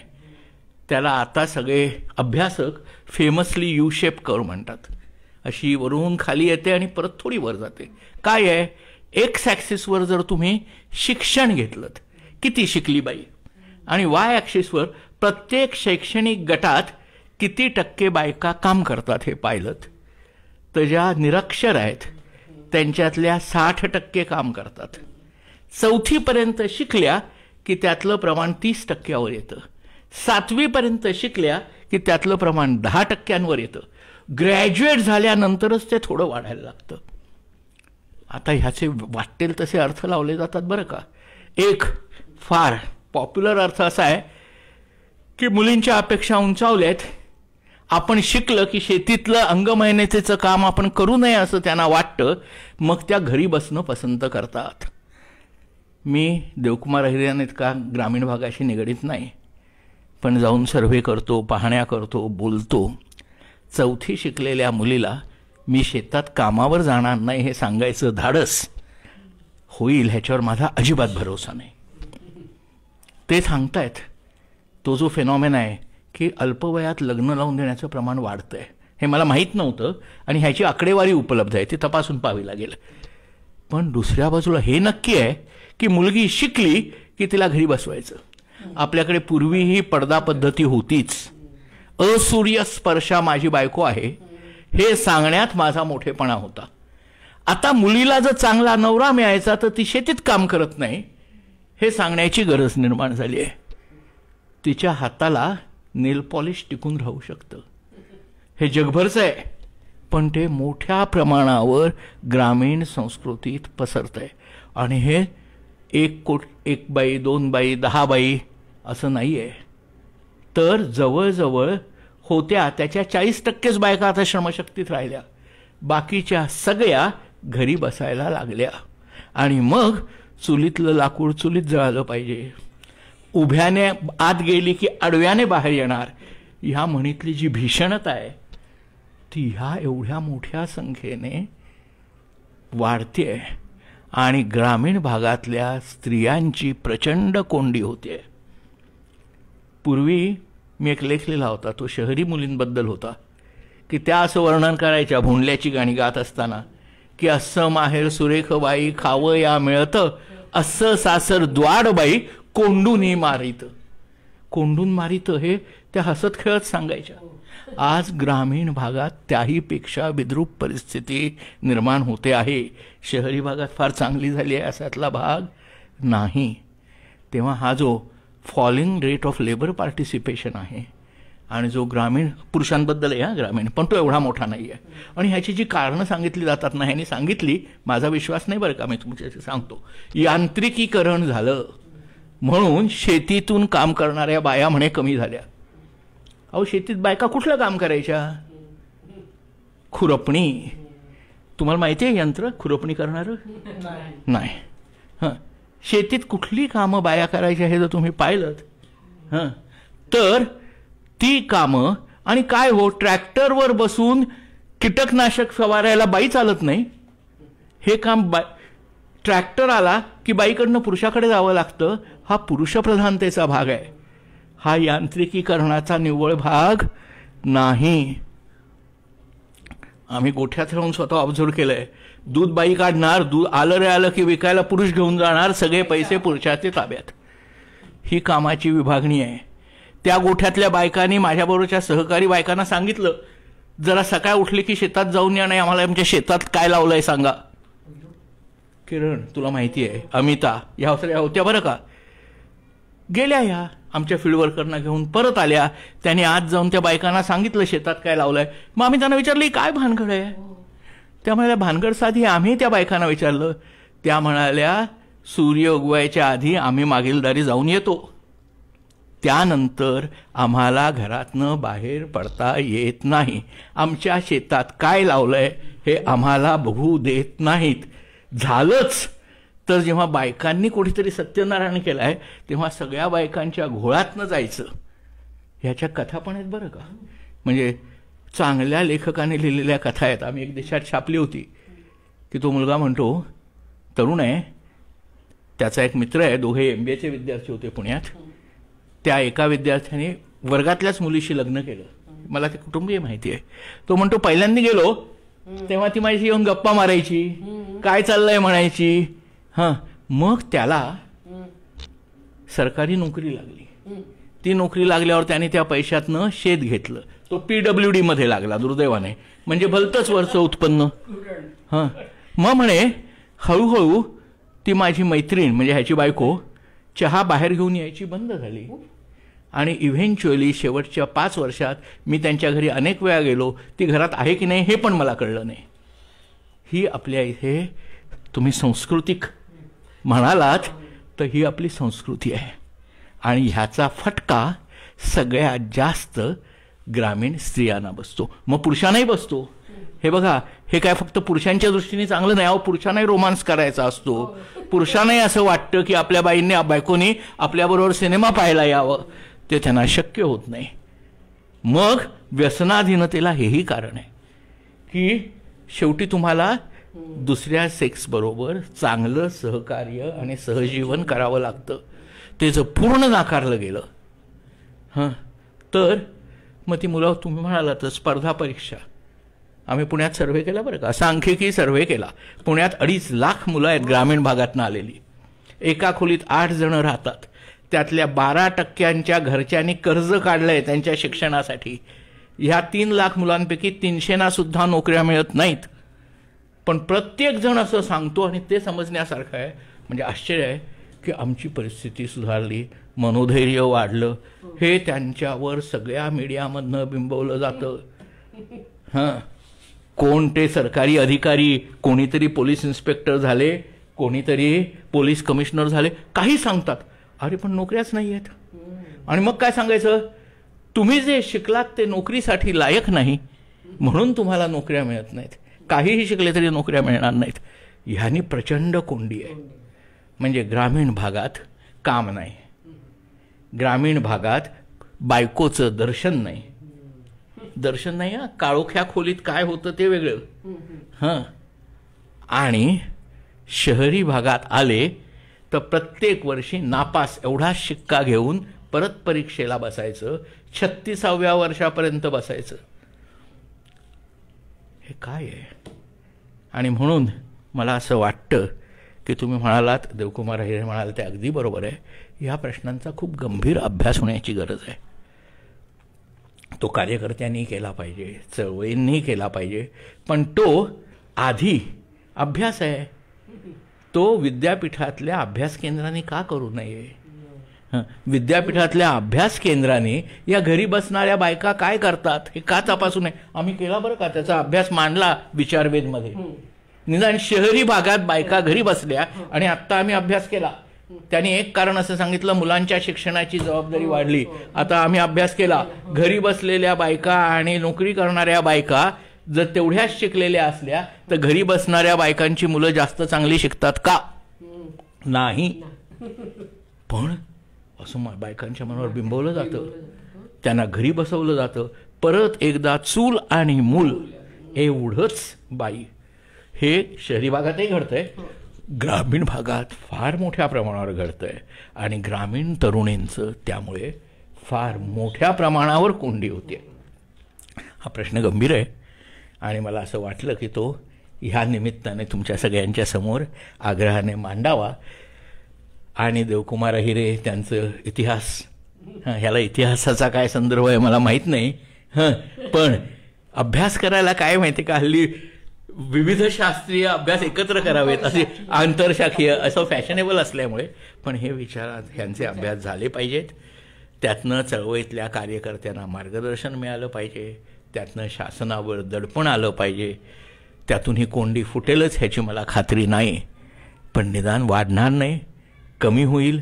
याचं काहीतरी जर करता आलं तर चांगलं होईल. आणि ग्रामीण भागातील तरुणी ही त्यात सगळ्यात जास्त भरडली गेलेली तरुणी आहे गेल्या 30 वर्षात. आणि ह्याचे सगळी आकडेवारी सगळ्या सोर्सेसमधनं उपलब्ध आहे. ते नॅशनल सॅम्पल सर्व्हे असेल, ते इसेन्शियस असेल. आणि तरी मला तुला सांगायला गंमत वाटते की आम्ही जेव्हा विचारवेध संमेलन आपण आयोजित केलं ना, त्यावेळी मी जेव्हा वाचायला लागलो तेव्हा पहिल्यांदा आर्टिकल यायला लागली होती, where have these women gone, या टायटल खाली चालू आहे 30 वर्ष. आम्हाला जाण झाली 5 वर्षापूर्वी. ही आमची कमतरता आहे, आपण त्याच्यात सावरून घेऊया जरा. तुम्ही माझंही ऐकून घेतलं. खरं तर तुम्हाला मी सांगितलंच की मला वाईट सवय, एकदा बोलायला लागलो की 1 तास, पण मी घड्याळ लावून फक्त 15 मिनिटं बोललेलो आहे. तुम्ही सगळ्यांनी ऐकून घेतलं. मी देवकुमार अहिरेंचे परत एकदा मनपूर्वक आभार मानतो. त्याने या सगळ्या प्रश्नाची ऐतिहासिक मांडणी, विविध विचारसरणींची मांडणी आणि अनुभवांच्या आधारावर त्यांना आलेलं त्याची जाण हे फार सुरेख तऱ्हेने मांडलं. ते इतकं चांगलं मांडलं की त्यामुळे मला सुद्धा जरा बोलायची खुमखुमी वाढली, सुरसुरी आली. आभार. धन्यवाद. खरं म्हणजे इथे 3 प्राध्यापक बसलेले आहेत. मी सुद्धा निवृत्त प्राध्यापक आहे, पण मी आता 5 मिनिटात उरकणार आहे. आनंद आणि देवकुमारनी खरोखर खूप चांगली मांडणी केली, त्याबद्दल दोघांचेही आभार. मणिकांचन योग असं म्हणतात माहिती आहे ना, तसा झालेला आहे आज. आणि आपल्याला माहीत असेल की 87 बायका देतात म्हणून मी पुरुषांना दिलेली आहे. तर आपल्याला माहीत असेल की 1987 सालापासून पुरुष युवाचा गट पुरुषांमध्ये स्त्री पुरुष समतेच्या अंगाने कॉन्शियसनेस रेझिंग, जाणीव जागृती करण्याचा प्रयत्न करतोय. त्याच्यामध्ये गट हा खूप मोठा नाही आहे, पण आपण म्हणतो तसं की जसं जेवणामध्ये मिठाचं महत्त्व खूप असतं, ते अमाऊंट छोटा असला तरी त्याचं महत्त्व असतं, त्या पद्धतीने पुरुष युवाचं महत्त्व आहे. कारण मला असं वाटतं की पुरुषांना सांगणं म्हणजे या पितृसत्ताक पुरुषप्रधान व्यवस्थेमध्ये पुरुषसुद्धा खरं म्हणजे एका अर्थाने त्याचे बळी आहेत. जरी ते स्त्रियांपेक्षा कमी असले तरी या सगळ्या व्यवस्थेचे पुरुष पण बळी आहेत. आणि ते कसे बळी आहेत याची चिकित्सा पुरुष वाचमध्ये सतत होत आलेली आहे. आणि त्याच्यासाठी पुरुष वाच हा दिवाळी अंक असतो. या दिवाळी अंकामध्ये फक्त पुरुषांचं लेखन आपण घेतो आणि पुरुषांना जी एक त्यांची भावनिक कोंडी होती किंवा जडणघडण होत असताना भावना कशी व्यक्त करायची हे पुरुषांना आपण शिकवलेलंच नाहीये, ती उणीव भरून काढण्याचा प्रयत्न पुरुष वाचमधून होतो. म्हणजे पुरुष वाचमधून पुरुषांनी आपापसात बंधुभाव जागवावा, कारण पुरुष हे पुरुषांचे शत्रू आहेत. पण या पितृसत्ताक व्यवस्थेत हे वाक्य कधीच बोललं जात नाही. म्हणजे जितकं सतत स्त्री ही स्त्रीची शत्रू आहे हे बोललं जातं, तितकं खरं म्हणजे एक पुरुष दुसऱ्या पुरुषाच्या विरोधात सतत उभा असतो, त्याविषयी कधी बोललं जात नाही. तर त्यांनी तो मैत्रभाव जोपासायला पाहिजे, त्यांनी आपल्या भावना व्यक्त केल्या पाहिजेत. म्हणून पुरुषवाचमध्ये आपण एक मासिक अभ्यासवर्गसुद्धा गेली 15 वर्ष घेतोय. कोरोनाच्यामुळे आत्ता तो खंडित झालाय, पण आज विद्यार्थ्यांच्या स्मृतीच्या निमित्ताने मी इथे पुन्हा एकदा जाहीर करू इच्छिते की आम्ही वेगळ्या स्वरूपात हा पुरुषवादचा मासिक अभ्यासवर्ग पुन्हा सुरू करू इच्छितो. आपण सर्वजण या आमच्या कार्यक्रमामध्ये सहभागी झालात त्याबद्दल आपल्या सगळ्यांचं पुन्हा एकदा मनापासून आभार मानते. आणि 30 तारखेला शेवटचा कार्यक्रम आहे मिळून साऱ्या जणीचाच, 5:30 ते 7 फेसबुक लाईव्हवरती तो असणार आहे. त्याला सुद्धा आपण अवश्य उपस्थित राहावं, कारण तेव्हा मिलिंद बोकील बोलणार आहेत आणि विद्याताई पुष्पाताईंच्या संदर्भामध्ये एक जो संवाद आहे त्याची फिल्म सुनील सुक्तनकर दाखवणार आहेत. आणि आपली अभ्यासक मैत्रीण मंगला सामंत हिच्या स्त्रीमुक्तीच्या खापरपंजा हे जे पुस्तक आहे हे त्या दोघांच्या हस्ते प्रकाशित होणार आहे. सरिता आव्हाड त्याचं थोडक्यात ओळख करून देणार आहे. तेव्हा 30 तारखेला सुद्धा जरूर या. त्या दिवशी विद्यार्थ्यांचा पहिला स्मृतिदिन आहे आणि त्यानिमित्त असणारा हा कार्यक्रम हा शेवटचा कार्यक्रम असणार आहे या विद्यास्मृती संवादमालेतला. इतकं बोलून मी थांबते आणि आपल्या सगळ्यांचे पुन्हा एकदा आभार मानते. धन्यवाद.